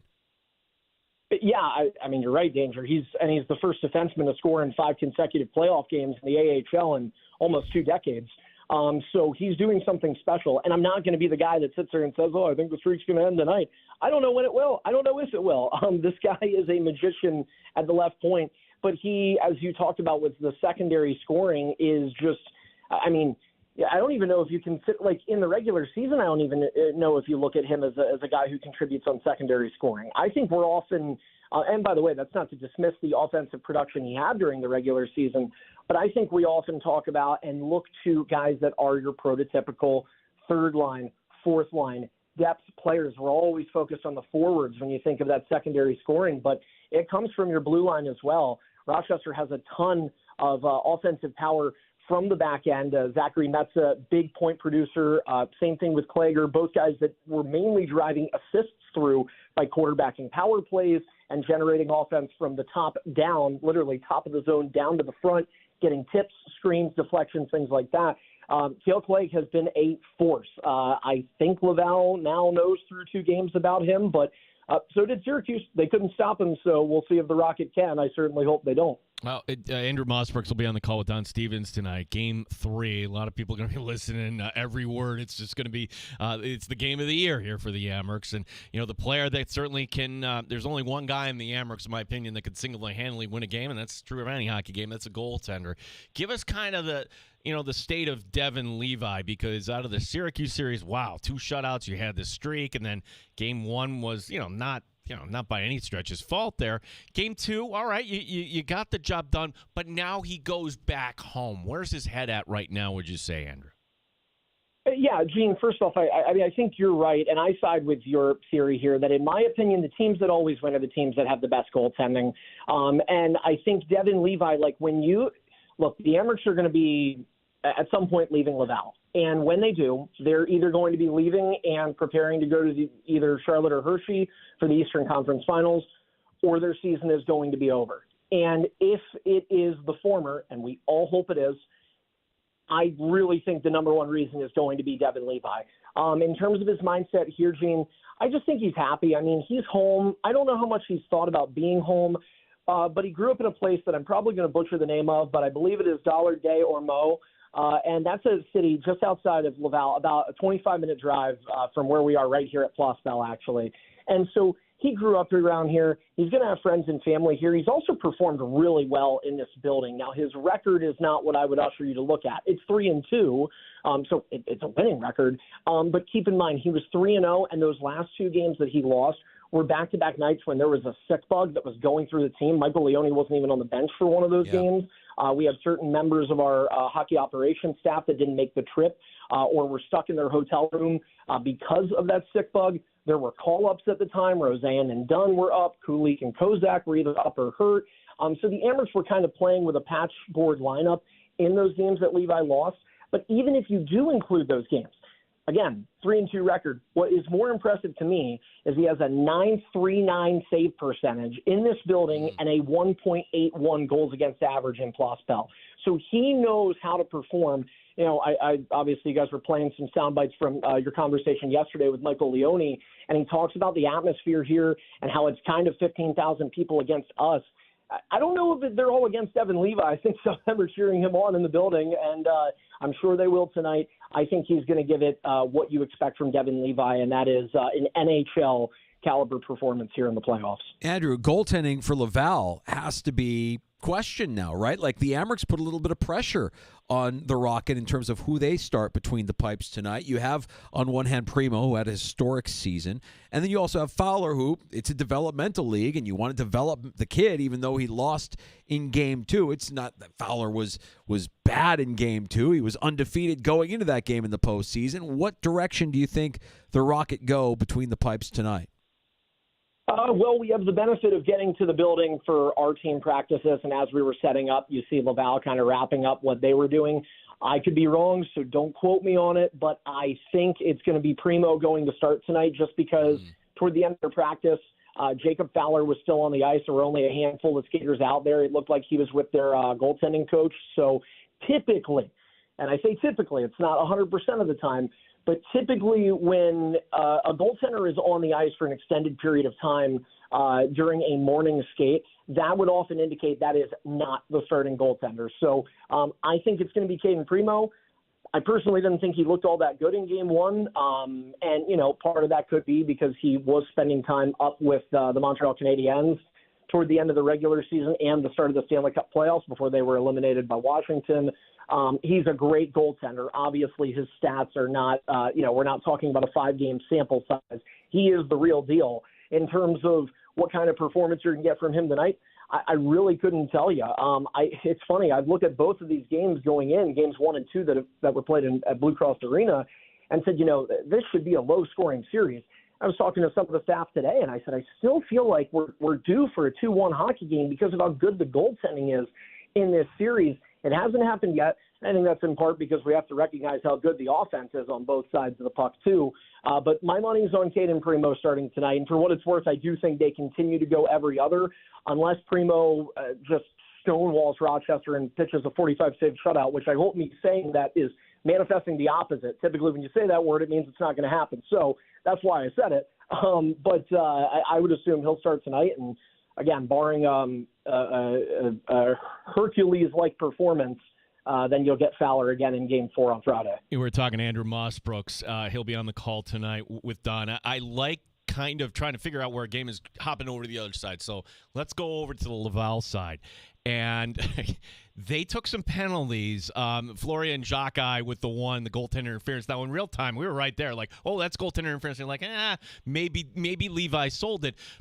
But the bigger story here is, Andrew, this is a team, Laval, that allowed a league low, 178 goals. That was the best in the league during the regular season. But then they also took 1,100 penalty minutes, which actually was the most in the league, which that doesn't seem to add up here. Like, I get, you're taking penalty minutes because you're being aggressive and you're doing what you need to do, but the idea that they gave up 9 goals in 2 games to Rochester, one of them being an empty netter, can Laval play this defensive style if they're worried about being in the box and putting the Amherst power play on the ice? I think that's a great point. And I think in addition to what I said about Devin Levi being the difference maker here, that's probably if Devin Levi's the 1A, that's my 1B thought there too, Gene, is, look, personally, if I could take the headset off and just be a hockey fan, I like watching Laval play. They're kind of a throwback to me in that they're a really good team that loves to throw it in your face, where that just isn't where the game is anymore. But because it's the way that they play, what they're trying to do, at least the way I see it on the ice, is they're trying for retaliation out of Rochester. And so that goes back to kind of how we started this conversation with systems and playing to one's identity. When you're doing it successfully, it's because you're getting the other team to conform. And I think in game one, we saw a little bit of that, where Laval was getting under the Amherst skins. And so all of a sudden, Rochester has players taking these undisciplinary penalties, and it's leading to goals going in the back of their net when the Rocket are on the power play. I think the other thing to mention here, too, just like us, just like every team in the North Division for the most part, and really the league for the most part, there's not a lot of out-of-conference play. And there's really not a whole heck of a lot of out-of-division play. So when you're playing well over half your season against the North Division, I mean, let's just call it for what it is. Like, Utica was not a very good team this year. Belleville was giving up a ton of goals this year. Syracuse, Brandon Halverson was great, but the Crunch didn't score a lot of goals. They were a bottom 7 team in goals for in the league. I say all that to say that Laval was accruing all these penalty minutes because they were able to get away with it a lot. Caden Primo was looking, I'll take 9 penalties against the Utica Comets too. They're probably not going to score. The Amherst are. They're a lethal weapon on offense. And, you look at it, for all the things we're talking about with Yuri Kulik, if you start taking away time and space from him, you get a chance to get the puck to the net front for Brett Murray to tip one in. If you take away space from Murray at the net front and Cooley on the right, you might have Isak Roseanne open up on the left. We've already talked about how good Cale Clegg has been at the point. There's not a lot of weaknesses, and frankly, in my opinion, none. I don't even think that's subjective. I think I'm objectively able to say the Amherst do not have a weakness on either power play unit. And so Laval isn't going to be able to get away with the stuff they were getting away with during the regular season, and it showed in Game 2. It's the reason why they lost that game. So just a little bit deeper into special teams, Andrew, because we saw the penalty kill give up 2 in Game 1, and then ice Laval in Game 2 and not give up any power play goals. Did you see or notice any adjustments from Game 1 to Game 2 on the Amherst penalty kill, which was vital to their success in Game 2? It's a good question. I don't know if I noticed a whole heck of a lot other than shot blocking, which I guess that is worth noticing and mentioning. Like they did a really good job of getting in shooting lanes. I actually think they kind of let Laval maybe pass the puck a bit more in Game 2 because they stayed structured to the box. Like, you can let these guys hold the puck for the first minute of their power play. It doesn't mean they're getting anything through, and they weren't. I think the other thing with Rochester is when their PK is excellent, it's aggressive. It's quickly on you, and if you do not make a clean tape-to-tape pass, even if you bobble it for a millisecond, somebody is in on the forecheck, and they are taking the puck and they are clearing it down. So I think Rochester did a really good job there. Another key part that Leo touched on this morning when we spoke with him is face-offs. And that was something that the team didn't do a great job of against Syracuse. They've really come around in Game 2. Rochester was so strong in the dots. It not only helps with the power play, but it helps with the PK because then you win that draw, you get a guy on defense who's at the goal line. He rips the puck the length of the ice, and now Laval's got to start a breakout. And I think one thing that the Amherst have done so good, like if there's one area of this team's game that I thought was so consistent, and there's not just one, there's many, but at the top of the list, it would be the neutral zone forecheck. They make life hell on you. If you are trying to break out and get through the middle of the ice, it is so clogged up. When this team is playing to their identity, it's almost impenetrable, and that was a big part of why this team didn't give up a power play goal against on Friday night. Andrew Mossbrooks will be on the call tonight with Don Stevens. Montreal is a fun town, Andrew. Was there a curfew last night for the guys? You have this extra time up there. To tell you the truth, Gene, with it being the playoffs, we have an extended group of our front office staff hanging out up here. So it's been kind of different. Normally I'm around the hockey ops. This time it's just been hanging out with the front office. So I can't speak to that. I would think the guys, if they did have any fun, I would imagine they did it Monday because we drove up Monday. So kind of gave them that extra buffer of time. I can speak to you, at least if you're curious about my curfew. It's been well adhered to. I've ate 3 poutines in 2 days. I am loving life, and I'm ready for some hockey. All right, so we call it poutine here. We say poutine. Do they go poutin north of the border? Do they? Because you're French-Canadian territory up there. Oh, you're right. Yeah, I mean, I I couldn't tell you, man. I was using Google Translate at the place we went to last night. They were really nice though to us. She said goodnight at the end, so I think we did okay. You had Cypress Hill playing at you said Place Bell, which again we see it with Place Bell. Place Hey, Bell. this is Rochester. Place They're playing. Bell tonight. Hammocks are playing at Place Bell tonight. Place Bell had Cypress Hill last night. I'm sure that the arena smells like a medical emergency this morning. I can tell you that my hotel room, like I can hear music right now. Our room is directly facing Place Bell, and the music was booming last night. And it was, I'm not going to lie, it was. I'm sure there were some Cypress Hill fans. It seems like the concert was well attended, judging by the droves of people that were leaving the building. But it wasn't my thing. I didn't have the time, and by I didn't have the time, I mean I just wanted to lay in my bed at that time and watch my soap operas. And this music was really getting in the way of that. So now I think we have to pay them back with a win here tonight. Yeah. Oh, I thought you were going to say just lay in your bed and watch the Phillies take on a quality opponent like the Rockies. Yeah. Oh, man. Yeah. Hey, well, you know what? No, it's been tough. I haven't been able to it's been frustrating because I didn't realize how many things you can't watch in Canada. My cable package won't be accepted up here. My Max account wasn't working, so I've tried to find some workarounds. But, yeah, no, I wasn't able to watch the Phillies. I've just watched the highlights, and you're right. Two playoff teams, the Phillies and the Rockies, going at it this week. Go ahead and look for some episodes of Letterkenny or Shoresy. I'm sure they've got it on a continuous loop up there. I will. All right. Moss Brooks, enjoy the call tonight, man. We'll be looking forward to it. Great job. Thanks for joining us again this afternoon. Let's catch up again. Always happy to talk to you guys. Go Amherst.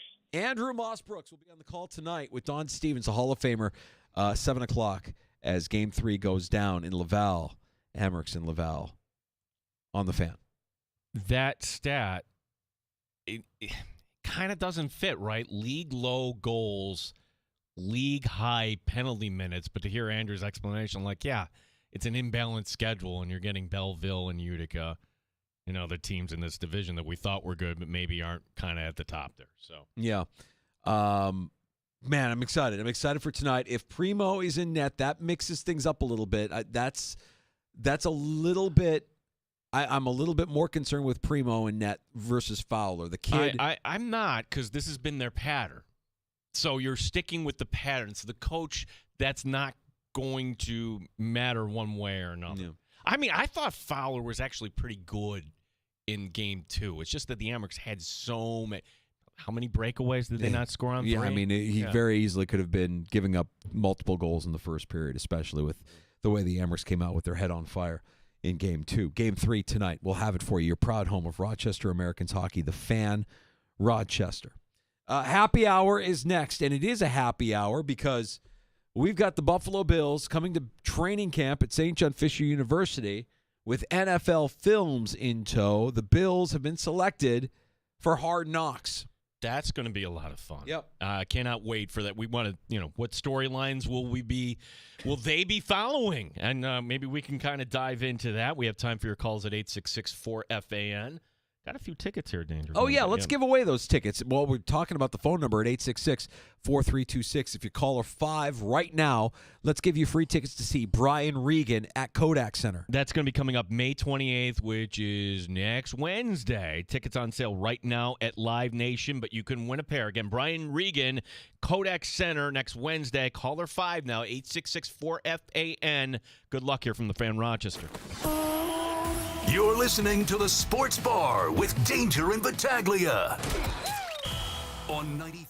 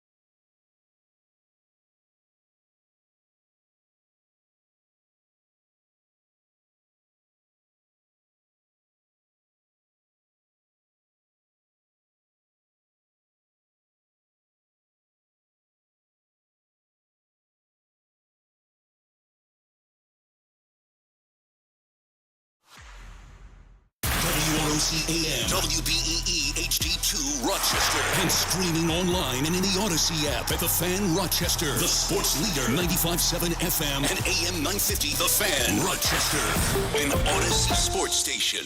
The Fan Rochester Sports Update. For the first time, the Buffalo Bills will be the feature of the Max Series Hard Knocks. Training camp to begin at St. John Fisher University coming up in July. Tonight, it's Game 3, best of 5. Amherst in Laval. Amherst head coach Mike Leone on his goalie, Devin Levi. There's probably parts of Devin games where he's, the first 2 games looking back on it, where he could be better. I know he's going to be better. He's been really good in this building. And, you got to have your goalie be really good at this time of the year if you want to win games and we want to win the series. Knicks and Pacers tonight, Game 1. PJ Glasser joined us earlier today. He likes the Pacers in 6 in this series. Rochester Red Wings baseball tonight in Syracuse, weather permitting. On the Major League scoreboard, Cubs over the Marlins 2-1. Pirates over the Reds 3-1. Game 1, completions of suspended game. Twins over the Guardians 6-5. Gene Battaglia, the sports leader, The Fan Rochester.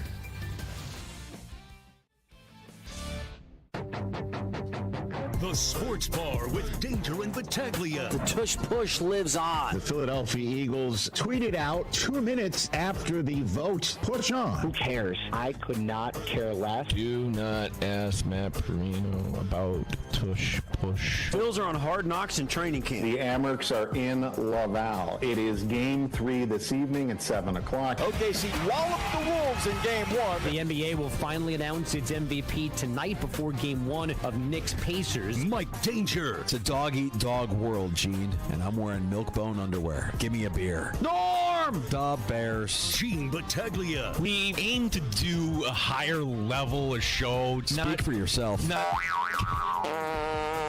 Panthers open up the Eastern Conference Final with a convincing 5-2 win over the Canes. Dallas and Edmonton get going tonight. 95.7 FM and AM 950, The Fan, Rochester. So here's a bit of local news that'll get you excited.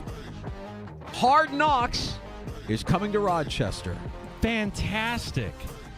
Love it, Danger. And look, 25 years. You're missing the time, of course, for COVID, but 2000, camp has been at Fisher.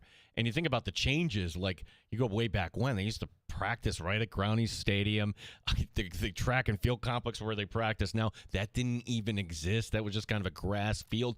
But never have you had anything on this scale nationally. You've had the NFL Network. You've had ESPN. You've had people come and do features, but not the reality show.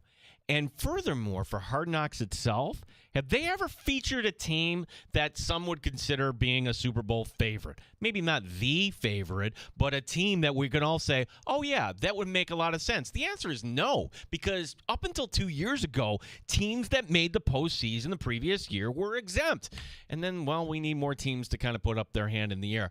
I don't know this for sure. It would floor me if Brandon Beane and Sean McDermott and Terry Pegula all put their hand up in the air for this. Yeah, no, exactly. And I guess that's why I have mixed emotions. Like, there's a part of me that's really excited for it, for Rochester, for our community, to be on a bigger platform, for them to showcase how great Rochester is in the summertime and how beautiful the university campus is and the area around it in Pittsford and wherever the Bills may go and those cameras may follow them, including Oak Hill, right down the street.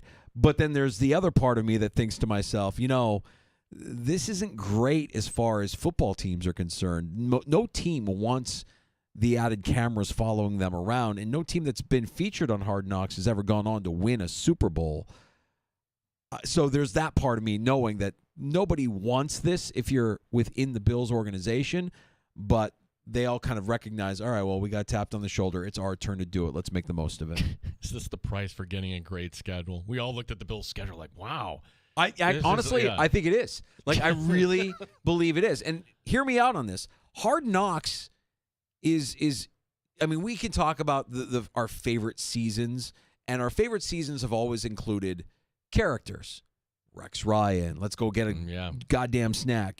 Antonio Brown freezing his feet. The Browns with Bob Wiley, the big gut guy. Yeah, that guy. But that was also compelling because you had just full dysfunction on display. The moments of the series that we latch onto are those moments of dysfunction or those moments where you have characters. Now, I'm not here to tell you that the Bills are going to come off looking dysfunctional, because they won't.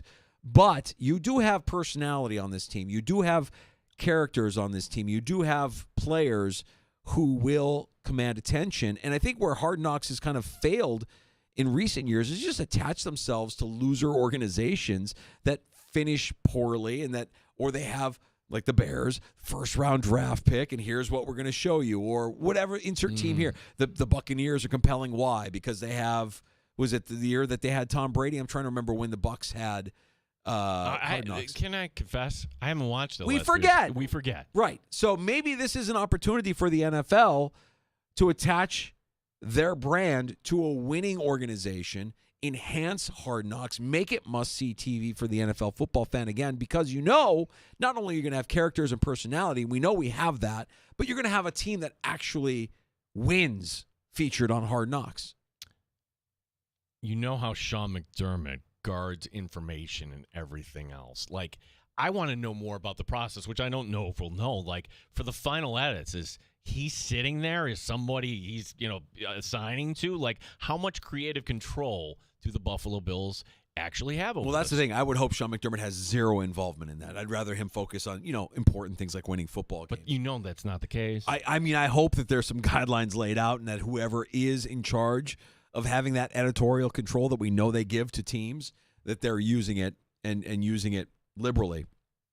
We talked to Brandon Beane last year about this very thing, and he was very open with us. He's like, look, it's nothing that we want to do. And we talked about Joe Shane looking like a fool last offseason because of Hard Knocks. But Beane also, same breath, said, if it's our time, it's our time. If we have to do it, we have to do it. Gwelly was with the Giants last year when Hard Knocks was there. So we talked to Gwelly first. We talked to Brandon Beane last year at training camp, and we kind of got the sense, like, is this going to happen? And you've got a new stadium going up. I mean, there's a lot of storylines around the Bills that the NFL can latch onto and expose. Yeah, and remember, it's not just the Fisher portion of the preseason, because technically, training camp still goes on when the team goes back to the facility. Cuts aren't until now right after the last preseason game. You can get some guys released before. The show goes right up to the edge of the regular season, Danger. Right, that Tuesday night after Labor Day, that's the final episode where you see guys get released and everything like that, knowing that basically you have, kind of like, to use a Hollywood thing, you have two sets here. You have one at St. John Fisher. You have one in Buffalo. Do the Bills look at this as an opportunity to cut down the schedule at Fisher? We are just assuming, hey, they're going to be here another 3 weeks. We don't know what the schedule is. The thing that we have going for us is we know how much Sean McDermott loves routine, and to shake things up or change things up in any way may be a negative for his team. The thing that is working against us is that you have more control when you're at your facility, and NFL Films cameras may not have the kind of access at the Bills facility that they would have in an open space like St. John Fisher. I made a wish when we learned about the preseason schedule last Wednesday, and this is something that has happened twice in the time the Buffalo Bills have been at Fisher. When you are playing your first preseason game, bring that team in earlier. You see every team do this practically. We're going to have a little inter-squad. We're going to scrimmage for a few days. Bring the New York Giants in to St. John Fisher University prior, because can you imagine that for the Giants? But therefore, they would get a little bit on Hard Knocks again. Well, actually, they're going to be on Hard Knocks again, the in-season version. The NFC East will be featured. I would rather just watch the Eagles and Commanders, and the other two teams can kind of take a pass on that, but they will be featured during the in-season portion. Who's rooting for that harder than me? Of course I want the Giants to come to St. John Fisher and have joint practices prior to week one of the preseason against the Buffalo Bills. We can take Tommy DeVito out to a real Italian joint. Who would you like to talk to? Would you like to talk to Saquon? Would No. you like to talk to Brian Dable? No. We want to talk to Tommy DeVito because he's Italian. Imagine Mr. Unlimited at Fisher. Tommy DeVito and That'd Rochester. be great. Yeah. It would be great. Let's take DeVito to the Italian joint downtown, the Speakeasy. Let's take him to a real Italian joint. You think you're Italian, Tommy Cutlets? Welcome to Rochester. You don't know where you are. I cannot wait for this. If you have kind of mixed feelings about this, I understand, because you don't want any trade secrets from the Buffalo Bills being, there was one story, Danger, I'd have to look this up, that one team picked off a play or something like that. The Bills are going to be very careful about that. You can be assured. And the Bills don't want this. So from a competitive standpoint, not great. But if you love Buffalo Bills football, you're going to be borrowing somebody's password to Max, or you're going to be subscribing. Yeah. And by the way, the Bills have, and a lot of teams have kind of set up their own version of Hard Knocks with their internal video crews following the team around and producing like embedded like the Bills have done. Most teams, I think all teams are doing that at this point. So it's not going to be a completely foreign thing. You can actually look at embedded and be like, okay, how much of Hard Knocks is going to look like that? And I would say that it's probably a little bit elevated with Hard Knocks in terms of the production value and the storytelling and the storylines. I love trying to think about what they'll be following. What players will they be focusing in on while they're here? We certainly know that Josh Allen, being the MVP, will get a lion's share of attention. Maybe we see Haley at training camp for a day. Maybe we don't, but Allen is the crown jewel of the organization, so you know that a lot of attention is going to be paid to him as the reigning MVP and the guy that can't get to the Super Bowl. I think Brandon Beane's got a headache here. Do we think James Cook will have a contract by the time trade? No. Well, he does have a contract. He has the one he exists right now. That's right. But will he be holding out? Will he be holding in? Will everybody make nice? Will there be a negotiation? Well, guess what, Brandon Beane? Where they're not going to share numbers or anything like that, but the camera's going to follow you around when you're on the phone there with an agent. Yeah, I agree. And I'll hold pat and say I don't think they're getting a deal done for James Cook. I don't think an extension is happening this year. I think James Cook is going to hit the free agent market after this season, after he plays well for the Bills in 2025. But that will certainly be something that I think the NFL Films crew will be honing in on. I also think Trey White is interesting. Chris from South Central Kentucky, one of our regulars, brought it up. I think that's an interesting storyline. The first player that Sean McDermott drafted as head coach of the Buffalo Bills, back with the team, fighting for a roster spot. Do they? You brought up DeMar earlier. What about Kim? Kim Pagula. Yeah, Kim Pagula. I thought last year's camp, that was a moment where we were close to it and the cameras brought it, but that was, whoa. This is actually sad, seeing, but she went out there and she broke the team huddle and she was there with Terry. Yep. I think that's a thing. Sure. Yeah. I think that's a thing. Hamlin is a thing. I think bringing in a new face like a Joey Bosa, a star player in this league, is a thing. If you're talking about rookies or young players, I think Keon Coleman has a great personality that they'll want to showcase. He's fun. He's funny. He's got great lines. I think Hairston is charismatic. Hairston will be a star. Yeah. He's charismatic, and I think he's somebody, being the fastest player at the Combine, is somebody that they'll focus their gaze on as well. I don't know. I mean, I think we always watch that last episode to see who gets cut, and I'm wondering who would be a candidate for that. Would be the tough conversation that you wouldn't want to see happen, but inevitably is going to happen at the end of training camp. Well, or do they have to stage this? Because in this day and age with the Bills, if you're getting cut but you're good, chances are you've got a place on the practice squad. See KJ Hamler. He was on the practice squad last year. Who knew? Tyrell Shavers. Oh, yeah. Those are the guys like a Dane Jackson. Dane Jackson's the perfect candidate. Like, hey, Dane, we really like you, and in a pinch, we'll call you up. But here's we got to get the wrestler back this year. Gable Stevenson. Yeah, we should get Gable Stevenson back this year so we can tell his story. Ooh. What about Buffalo Joe? Oh, Buffalo Joe. NFL Films licking their chops to get the Buffalo Joe story out to the people. Buffalo Joe, star of Hard Knocks. Yeah, like mom and dad getting up in the morning. They'll start, with the coffee brewing in Lackawanna, wherever he's from, and like they'll take the drive down and they'll show him getting on the shuttle and heading over to camp. Yep. Yeah, that's a good one. Buffalo Joe. I can't wait. That's a lot of fun. I was racking my brain. The Bills have never been featured on Hard Knocks. This is their first time, right? And we've never had a team on Hard Knocks win the Super Bowl. And there's that. There's that. But again, the rules were much different. And this was the NFL, kind of like how Europe were, okay, we're going to give you, like, you're going to take Jaguars and Browns and you're going to like it. No. Good teams now go everywhere. So along with that, if you're HBO Max, you're saying, yeah, can we actually get a team that people might tune in for? Sure. And the NFL could tap Brandon Beane on the shoulder and say, you like that schedule, huh? Hey, guess what? Yeah, that's a good schedule for you. It's nice. It works out nice, right? It works out nice how you didn't have to go overseas, how you're not playing on any holidays. Yeah, you like that, wait a right? Second. Like, so you, Buffalo, have 9 home games where other teams like the Jets have 8 and Miami has 8 and they're doing the one. Oh, yeah. Pittsburgh has 8. Yeah. How about you guys do Hard Knocks this year? Do us a solid.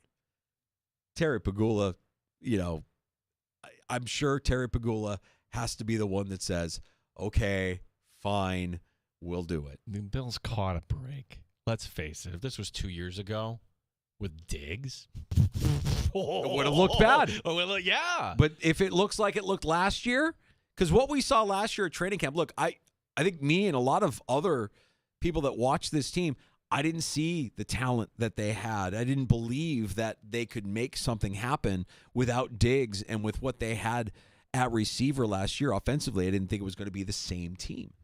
And they proved me wrong. And they had a great season. And training camp they were impressive in training camp. They had a lot of guys stand up and make plays. They had a couple guys, Chase Claypool, MVS, that you're like wondering, when are they going to show up? Mm-hmm. But they've got it down at St. John Fisher to the point now where it'll be good television. They'll get a lot of unprecedented footage. We'll get to see some stuff behind the scenes, the classrooms, the dorms, all the stuff that comes with doing camp away. And I think that's another part of what makes this interesting for fans is most teams now don't go away to camp. Yeah, Hard Knocks, it doesn't mean as much because you're not going away. So where the cafeteria is danger, the floors above it, that's where the players stay. So are we going to be, I'm sure there's going to be a camera going in a dorm room, and I don't know what. Remember Josh Allen told us about the dinner society? Is that still a thing? Yeah. Do we get the dinner society? Yeah, they play their games. They get together at night and play their little board games and stuff. That's exciting stuff for the Buffalo Bills. That's exciting stuff for Rochester. Looking forward to the end of July and the start of Buffalo Bills training camp with NFL Films and Hard Knocks in town to document all the action.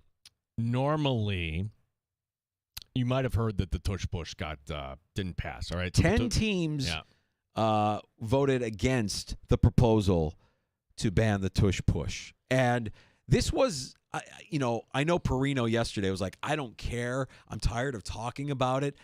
Jeffrey Lurie in the owners' meetings today, his plea went on for an hour. So this is Wickersham, and Lurie was very upset. Maybe he swayed everybody when you have an owner that's giving this plea. And according to Wickersham, tempers flare as Eagles defend tush push in heated debate. And when these owners are walking in, they hear the report from Diana Rossini that the ban is going to pass. So this is what is setting Lurie off at this point. And look, I question Rossini's reporting, but maybe at that time they had enough votes and maybe he swung them. Well, he also had Jason Kelsey there to help swing the vote as well. That's true. I'm reading this comment for an NFL owner. It's pretty crass. My kind of comment, Gino. Do you want me to read it or should you read it? I think it's this is like one of those, okay, everybody, here comes your disclaimer. This is Jeffrey Lurie said this at the NFL owners meetings. This isn't Gene Battaglia or I saying this just because we want to say it, although it sounds like something I would say, even though there might be women listening to the show. You want me to say it? Go ahead, Gene. I don't have it in front of me right now. Toward the end of the speech that lasted close, this is Seth Wickersham on ESPN. Toward the end of the speech that lasted close to an hour, Lurie made an analogy, telling the room that regardless of whether the play was banned, it was a win-win for the Eagles, adding that it was like a wet dream for a teenage boy to create a play that was so successful that the only way for it to be stopped was for it to be banned. It's so great. Come on, So great. So great. Just the lack of self-awareness by an NFL owner, a billionaire owner who just sees the end result. We're the champs. We got the biggest D in the room. And the only way you guys can get a competitive advantage is by banning our best play. Good luck to y'all. Troy Vincent, who is the VP of football operations for the NFL. Former Eagle. Correct. Chastised the Eagles owner for the wet dream comment, specifically saying it was in front of women in the meeting. Yeah. Well, sidebar, not that we're excusing that, but really, like, it's come on, the NFL locker rooms are just get to the part where Jed York wanted to know if Lurie was done. Basically, he said, okay, so Jed York, 49ers owner, asked him, how much more S do you need to say? Like, I guess picture him looking at his watch. Right, these guys are billionaires. Yeah. It's a long holiday weekend coming up. They're in Minneapolis. They all want to get on their super yachts and enjoy the holiday weekend. And Lurie is up there just campaigning. And he brings up Kelsey, and Kelsey gives his 2 cents as a player. I would run the tush-push 60 plays per game if they asked me to. Like, there's no evidence that you're going to get hurt with this play, blah, blah, blah, blah. Pegula actually, reportedly by Wickersham here, was one of the guys that was vocal saying, hey, we've had success with the play, and we still oppose it even though we've had success with it. To that, I would say, why? Is it because Goodell is pressuring you to vote this ban into place? So the teams that voted no on the proposal to ban the tush push, of course, the Eagles, the Saints, the Ravens, the Browns, the Lions, the Jags, the Dolphins, Patriots, Jets, all of the AFC East except for Buffalo, and the Tennessee Titans, the 10 teams. They needed 2 more votes. So they've got all season now to try and convince 2 more teams to vote this proposal into place and ban the tush push next season. So the Cowboys were actually in favor of banning it, I guess. Yes. In that team. That's right. The Cowboys, the Packers, the teams that can't stop it. So that, I think, is interesting. And also, like, when you think about guys that have worked with Sirianni, you didn't get a vote from Shane Steichen. Shane Steichen didn't vote nay. Gannon in Arizona didn't vote nay. Is it their vote or is it the owner's vote? Well, it's the owner's vote. The owner's vote. But you're the coach. Stop the play. If you really feel like this is a problem, stop the play. I've yet to hear. I mean, I imagine the NFC Championship game was the force behind this proposal to ban the play. That you can't have a guy jumping offside, what was it, 4 or 5 times in a row, just trying to disrupt or time it perfectly and not being able to do it. It's not a great viewing experience, especially in a big stage like a championship game. I love these alien billionaires. Jed York saying, okay, are you done yet? Yeah, can we go? Can we go? What do you do? Shush. Yeah. We're going to just vote the way we vote. Shut up. It's been an hour. It's been an hour. An hour of Jeffrey Lurie explaining how ridiculous it is to get rid of the tush push. I kind of dig it. I don't. The quote is crass, but I don't care. I think that's how you go in. You annoy these guys, and you get a couple of guys to. Jerry himself has kind of flip-flopped on this.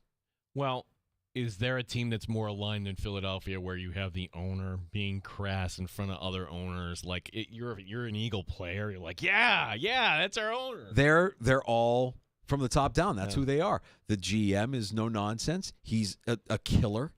They have the best GM in the NFL. The head coach, I mean, aside from his goofy, antics, I mean, like he's. It's almost like you're watching a wrestling promo when you hear him talking about the tush push. Terry Pegula said his team was good at the play, and he still supported banning it. Okay, thanks, T. Right. You're aligning yourself with the commissioner, the commissioner who you also said yes to for a season of Hard Knocks. They didn't have any choice. It's like, sorry, your time. Like, can teams say no going over to Europe? Doubt it. Can you say no to Hard Knocks? No, this is all agreed on. Mr. Pagula, you like that schedule, right? Nice, easy schedule. No holiday games, no overseas games. Oh, you got 9 home games, and some other teams in the conference have 8. Yeah. And teams in the NFC, some of them have 7. I think you like this schedule, don't Do you? this for us. Yeah. Yeah, that makes a lot of sense. If you were worried about playoff seeding and a playoff format change in the NFL, you don't need to worry. The Lions withdrew their proposal before a vote could even be taken at the league meetings today. Yesterday came word that the word was out that they're not going to get the 24 votes. So they just pulled the proposal altogether, saved some time. That extra time went to Jeffrey Lurie talking about the tush push. And saying crass things. And saying crass things in front of women. What else? Oh, the onside kick. The onside kick rule is the other one, yeah. So now with an onside kick, you can declare an onside kick attempt at any point during the game if you're trailing. Last year's kickoff rule allowed you to only declare an onside kick when you were trailing in the fourth quarter. So, gosh, Troy Vincent today at the meetings also crediting Deion Dawkins as well as Andrew Whitworth for their suggestion. We have Defensive Player of the Year. We have MVP. We have Offensive Player of the Year. Why don't we have Offensive Lineman of the Year? Indeed, we have a new rule, or new award, I should say. Protector of the Year will be given next year to the best offensive lineman. I love it. Long overdue. I don't know why they didn't do that originally when they came up with the concept of NFL honors. And it's something that Deion Dawkins was campaigning for hard. He got it, and it's now out there. So that's something to look forward to, and I would imagine Dawkins would be a finalist for that when the season comes to an end. Every year I think he's going to win the Walter Payton. But then it was Whitworth with the Rams. It's like that. Good with if a player in the Super Bowl actually wins it. So that would be great. Yeah. No conversation at this round of owners meetings in the NFL on an 18-game regular season schedule, but you have a feeling that will be brought up at the appropriate time. And another thing that I found out, Gino, and this goes to something we were talking about yesterday when we learned yesterday that the NFL was going to allow its players to play in the Olympics for flag football. We were wondering, okay, how much of training camp is the Olympics going to eat into? The flag football tournament actually will only run for 1 week during the Olympics. The first week of the Olympics, these players aren't going to miss any of training camp. What? It's perfect. What? How many games are you going to Well, then it's not like real football, right? It's going to be like It's not like of course it's not like real football, but it's not what you could say is it's not like Olympic basketball or Olympic hockey tournaments that take up the entirety of the Olympic Games. It's not like real football in the sense that, hey, you play one game a week or, Sunday. But you would figure, okay, they're going to squeeze in at least 3 games. Maybe they're playing every day. And maybe you have a champ. I don't know how many teams are actually going to be fielded, but very interesting that that got passed. And the IOC bending to the NFL. I didn't know they bent to anybody unless there was a that's right. Did they? Who paid who off? There you have it. That's a wrap on the NFL owners meetings. We learned a lot, including the fate of the Buffalo Bills and Hard Knocks coming to St. John Fisher University at the start of training camp end of July. We've got shots coming up here where, Danger, I want to get your take on something that I'm not sure Sabre fans kind of giving a mixed review on what we saw last night in Carolina. Not on the ice. This was up top. Get your opinion on this. We got the NBA tonight. Of course, the Knicks, the long wait is over. Knicks, Indiana, Eastern Conference Final. Remember the fan who fell out of the stands. We've got an update on that whole story that happened down in Pittsburgh. And you didn't think I would go all day or we would go all day here in the sports bar without some sort of, I don't know if we call this the love triangle part, but this, now more details coming about Jordan Hudson and the ex, Linda Holiday, drawing the line. Okay, we're going to reach our quota. We went 2.5 hours without mentioning it once, but we're going to do it here next. You're a regional brand manager. Sure I would am. think this is like You know what we say? Yeah. You know what we say? Play the hits. This is a hit. We play the hits in the sports bar. We've got a round of shots coming up. Don't forget about last call at 866-4326, 585-866-4FAN. You can have the final word here on The Fan Rochester.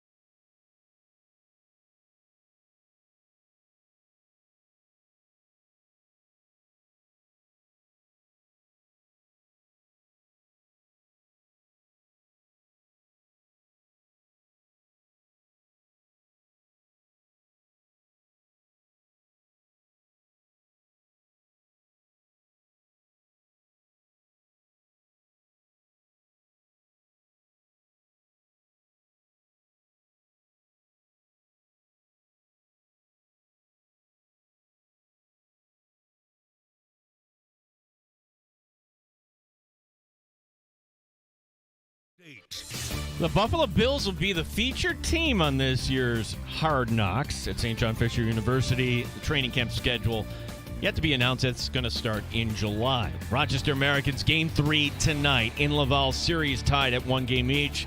Mike Leone, head coach, knows it's going to be a tough environment. It's like playing in Montreal, to be honest with you. It's, 15,000. They sell out almost every game. It's a hostile environment. We're comfortable playing in that environment. There's a togetherness that you have to play with. When you have success on the road in the season, we're confident playing in those situations. Don Stevens, Andrew Mossbrooks will have your call beginning at 7 tonight here on the Fan Rochester. Knicks and Pacers tonight, Game 1. Wings in Syracuse, weather permitting. On the Major League scoreboard, Cubs over the Marlins 2-1. Pirates over the Reds 3-1. Astros fall to Tampa Bay 8-4. Gene Battaglia, the Fan Rochester. Bills fans, Odyssey is your home for football. Stay up to date on everything Bills, no matter where you are, with the Odyssey app and the sports leader, the Fan, Rochester. Back in the sports bar, Danger and Battaglia, thanks for making us part of your afternoon routine. Appreciate you listening at 95.7 FM, AM 950, or watching on our YouTube or Twitch stream. We stream live every afternoon from 3 until 6 at the Fan Rochester. It's time for a round of shots, Gino. The Knicks went 2-1 against Indiana this past regular season. All 3 games were actually blowouts. Begins tonight, Game 1 of the Eastern Conference Finals. New York trying to reach the NBA Finals for the first time since 1999. Jeff Van Gundy, the head coach back then. Indiana has only gone once before. That was in 2000 under Larry Bird. So one of the keys tonight for New York, well, Tyrese Halliburton is a handful. So too is Pascal Siakam. Siakam averaging 19 points a game in this postseason, shooting 55% from the floor. Indiana has to figure out a plan for Karl Anthony Towns. In those 3 games that the two teams played this season, Towns averaged 30 points a game. 8 o'clock tonight on TNT. It's funny. I think about what the difference is between last year's series where the Pacers advanced versus the Knicks and this year's series where the Knicks are looking to get back to the NBA Finals. And I think of Bridges, but I think of Cat. I think of Towns more than anything. Well, it's in putting Bridges on Halliburton, too. That's going to be different because we can all say, oh, my gosh, look at all the missed shots for Boston. Boston had a chance to win at the end. It was Bridges coming up with the big play. So after a year where it was kind of down, he showed up in a big sort of way. Yeah, I almost wonder, like, they recognize their deficiencies from last year. They got 2 guys in Cat and in Bridges that can weather the storm, whether it's Boston or Indiana. I like the Knicks in this series. I know I might be in the minority and a little bit biased. I just want to see New York City burn. I think it's going to be insane. It's just going to be insane at the Garden every night that they're playing there. So I'm listening to the Amerks on the Odyssey app tonight. Yeah. I'm watching with the volume down Knicks and Pacers. I love it. Great plan. Where do you come down on this, Danger? On the scoreboard in Carolina, standing up and waving a towel to fire up the boys was the current assistant GM of the Buffalo Sabres, Eric Stahl. Now, of course, let's point out, Stahl played for Carolina. Actually, his younger brother Jordan is on the current team. At least we didn't have Kevin Adams doing it last night. Florida won, by the way, 5-2. Tonight, Game 1, Edmonton-Dallas. That is going to be on ESPN. My first question is he officially on the job? Has he started his new role with the Buffalo Sabres? Based on the fact that he was in Rochester last Wednesday for Game 1, the answer is yes. I want to say supporting your family is never a bad thing, but this move feels chop. I don't like it. It completely rubs me the wrong way when, hey, Kane fans, let's get everybody going. And then you see the cameras on you and you're going to stand up and wave the towel? Get the hell out of here with that. There's nothing wrong with supporting your brother, but you don't recuse yourself from firing up fans on the scoreboard. Here's the only thing that I would think to myself would make any of this work, including the hiring of Eric Stahl in the first place. You're going to end up with Brind'Amour Moore as your head coach someday. If you get Brind'Amour Moore as your head coach, then bringing Stahl over and having Adams be a terrible GM all these years, to me, would be worth it. Brind'Amour Moore as a head coach in Buffalo, that's the real deal. It just seems like Carolina. How do they keep doing this year after year when you hear reports of them being cheap and whatnot? And Well, good management, I guess. He's a hell of a coach, Gino. Yeah, he's hell of a coach. Yeah. We also should go back to the NBA. Shams is reporting that, no suspense tonight. It's SGA as your MVP in the NBA. Do you think ESPN's like, damn it, we hired you here to be an insider, but not to take away eyeballs from our programming? They're announcing that. When are they announcing that? Before?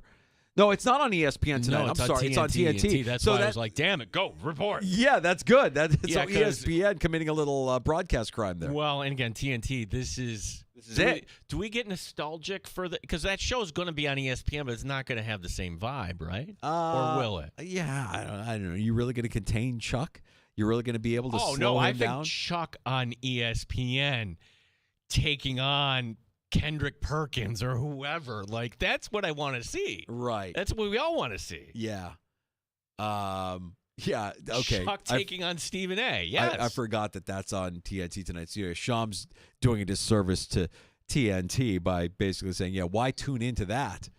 We've got Stanley Cup playoff hockey tonight to watch. You don't have to watch SGA get the MVP award. Here he is. He's getting it. A follow-up on the story about the fan who fell from the stands at a Pittsburgh Pirates game. The fan, 20-year-old Kayvon Markwood, is making progress, we're told. His buddy, 21-year-old Ethan Kirkwood, has been charged with a misdemeanor of providing alcohol to a minor. Police say the 21-year-old was buying rounds that night. Oh, man. Well, I'm glad he's making progress. I'm glad he's doing better. If you missed it earlier, we were talking about an MLB insider who clearly listens to the Sports Bar. He stole my take almost verbatim. The Pirates should trade Paul Skeens. Trade him. Do it now. You'll have teams sniffing around at this year's trade deadline. You'll never get more value for him than if you trade him now. If you know, and I think the Pirates know, you're not going to be able to retain him. He's going to be more money than you're willing to pay. Let's just take the Pirates out of the equation, right? Paying for pitching is a risky proposition in baseball. If you are going to make that commitment, it's kind of, I'm going to say, meh. By the way, the next person that texts me or tweets at me, Soto, yes, I've seen that. I've heard that. But he's out there every day and he's making plays. Like, you get a player, you get one injury in baseball. Oh, okay, well, you're going to miss a year there. Good luck paying for that. We're almost to the 1-year anniversary of No Regrets. Remember this from May of 2024? Carlos Mendoza said that he understands the emotion, but that particular action of throwing your glove into the stands was unacceptable. Looking back on it, do you regret doing that? No, I don't regret it. I think I've been looking the worst teammate probably in the whole MLB. So, whatever happened. So, whatever they want to do, I'll be tomorrow here if they want me. Whatever they want to do. So, I'm gonna keep doing this thing. So, I'm healthy on whatever on whatever to do. I'm ready to come back tomorrow. If they want me to be here, so I'll be here. Spoiler alert, they didn't want him back. So I've listened to that 1,000 times. I still can't tell I'm the worst teammate or I'm on the worst team. I still can't. I think he was saying on the worst team. I think that was his get rid of me. I don't want to be here. Well, that's... I'm healthy. I'm ready for whatever's next. Do you regret it? You acted like a child. Yeah. You threw your glove over the netting. He's. By the way, he's in Washington now. My gosh, could you imagine if he's with the Red Wings? Oh, I would go. Let's go see him. Let's go see him and heckle him. Throw your glove. Come on, I want your glove. I want your glove, Sir, if it is not too much of an inconvenience, can you hurl your glove to us? That's is this a Mets May slide? It's a long season? It's a long season. If they win tonight in February, okay, you're not getting swept. We felt bad about this stretch of the schedule. They feasted on bad teams early. That's Memorial Day weekend. You get the Dodgers coming up. That was against the Dodgers, by the way, last May, when all that meltdown happened. And that was That was peak you and Catalana and ho ho ho ho. And they turned it around. We don't hear the Mets theme anymore on the show. Why is that, Dave? You're not being a misfit. Because they're winning. They were winning. Okay. They've dropped 3 in a row. Little slide. It's They were okay. They were the best team in the National League for a stretch there, weren't they? They went from being now it's the Phillies in first place, but the Phillies are playing Mets get the White Sox next week. Good. Slump We'll come buster. back, yeah. We'll Need come a little back, slump yeah. buster. Somewhere around the All-Star break. That's the time we can expect to see the return of Shohei Ohtani to the mound, something that has not been done in his time as a Dodger. Ohtani was mixing in some breaking balls during a pitching session on Tuesday. I was so worried that the Dodgers weren't going to get the full value of their contract. Really worried that that's a team that just wasn't getting all of their weapons out there on the field. Manager Dave Roberts wants to see Ohtani work on his slider before any of this happens. Ohtani, by the way, batting .312 this season. The Dodgers hosting Arizona tonight. And then, as we just mentioned, they're flying across the country tomorrow, opening a series at Citi Field against the Mets on Friday. That'll be the Sunday night game, too. Okay. Finally, this comes with a disclaimer. I don't know why I care about this stuff. I just can't get enough of it. This is vanilla ice cream to you. You're just gobbling it up. It's dessert. It's delicious. It's the end of the sports bar. We've got to get in our dessert before we close up shop. Well, this is now we get some stories here. And I think we file this one under Caddy. Bill Belichick's ex-girlfriend, Linda Holliday. Now, what do we know about Linda Holliday? Well, she's an older woman. And mature. And she now lives year-round, supposedly, in the place where the two made their summer vacation, Nantucket, which, danger, that is a lovely place to make your home, I suppose. Well, TMZ, right on cue, this according to TMZ, there was an encounter between Holliday and Hudson, and this happened at a holiday party on December the 6th. In Nantucket, at the stroll party, as it was called, Linda's 2 daughters were DJing this party. Nice. And in comes Jordan Hudson, and she's hitting the dance floor with the 2 daughters of Linda Holliday doing this isn't awkward at all. No problems here. Well, Jordan, security goes over to her. Jordan says, I'm a paying customer. Linda nonetheless has her removed, saying her presence was inappropriate. Holliday's parting shot at Hudson, warning her she's got a lot of friends in the pageant world. Oh, brother. Yeah. All right, so Linda Holliday prevented Jordan Hudson from being Miss USA Maine, or whatever it was. Miss Maine couldn't win the pageant. Had to finish as, what was she, second runner-up? She got a lot of friends in the pageant world. There's so many things that check out. Linda Holliday's daughters both being DJs. That checks out. Like, what do you do? I've got all this wealth. I've got all this money. I live on Nantucket. My kids are bored. Go DJ. Now, DJ parties. Of course, there's pictures, and it's Linda Holliday with all her friends taking pictures, and you can tell it's a holiday party. And I look in the background, I'm like, wait a second, I've been to this place. It's the Whalers Museum in Nantucket. Danger, we had to do something educational when we were over there, so we learned about the history of whaling and everything. And it's like, okay, I guess like most museums, hey, you need to make more money. Why don't we just open it up for holiday parties? Well, they held it at the Whalers Museum and not at Toys of Eros, which I guess is probably a good thing. All right, tune in tomorrow. We'll have more Belichick Hudson gossip in the sports bar. Tomorrow. We ready for Hard Knocks? Like, oh, this is the radio in Rochester. They're like at that point, we're gonna have to. I've got friends texting me wondering if they're going to see my giant melon on Hard Knocks, and you know what? We're going to have to tighten our game up a little bit. I think if that's the case. Not too worried about it though. It's going to be a good time tomorrow. Dan Fates, 13 Wham Sports, stops by the Sports Bar 325. We'll know the fate of your Rochester Americans by this time tomorrow as well for Game 3, which is tonight from LaValle. You'll hear that action coming up here at 7 o'clock on the Fan Rochester, your proud home of Rochester Americans hockey. Don Stevens, a Hall of Famer, along with Andrew Mossbrooks on the call. JR Sport Brief next. Have a great night. Talk to you tomorrow starting at 3 on the Fan Rochester.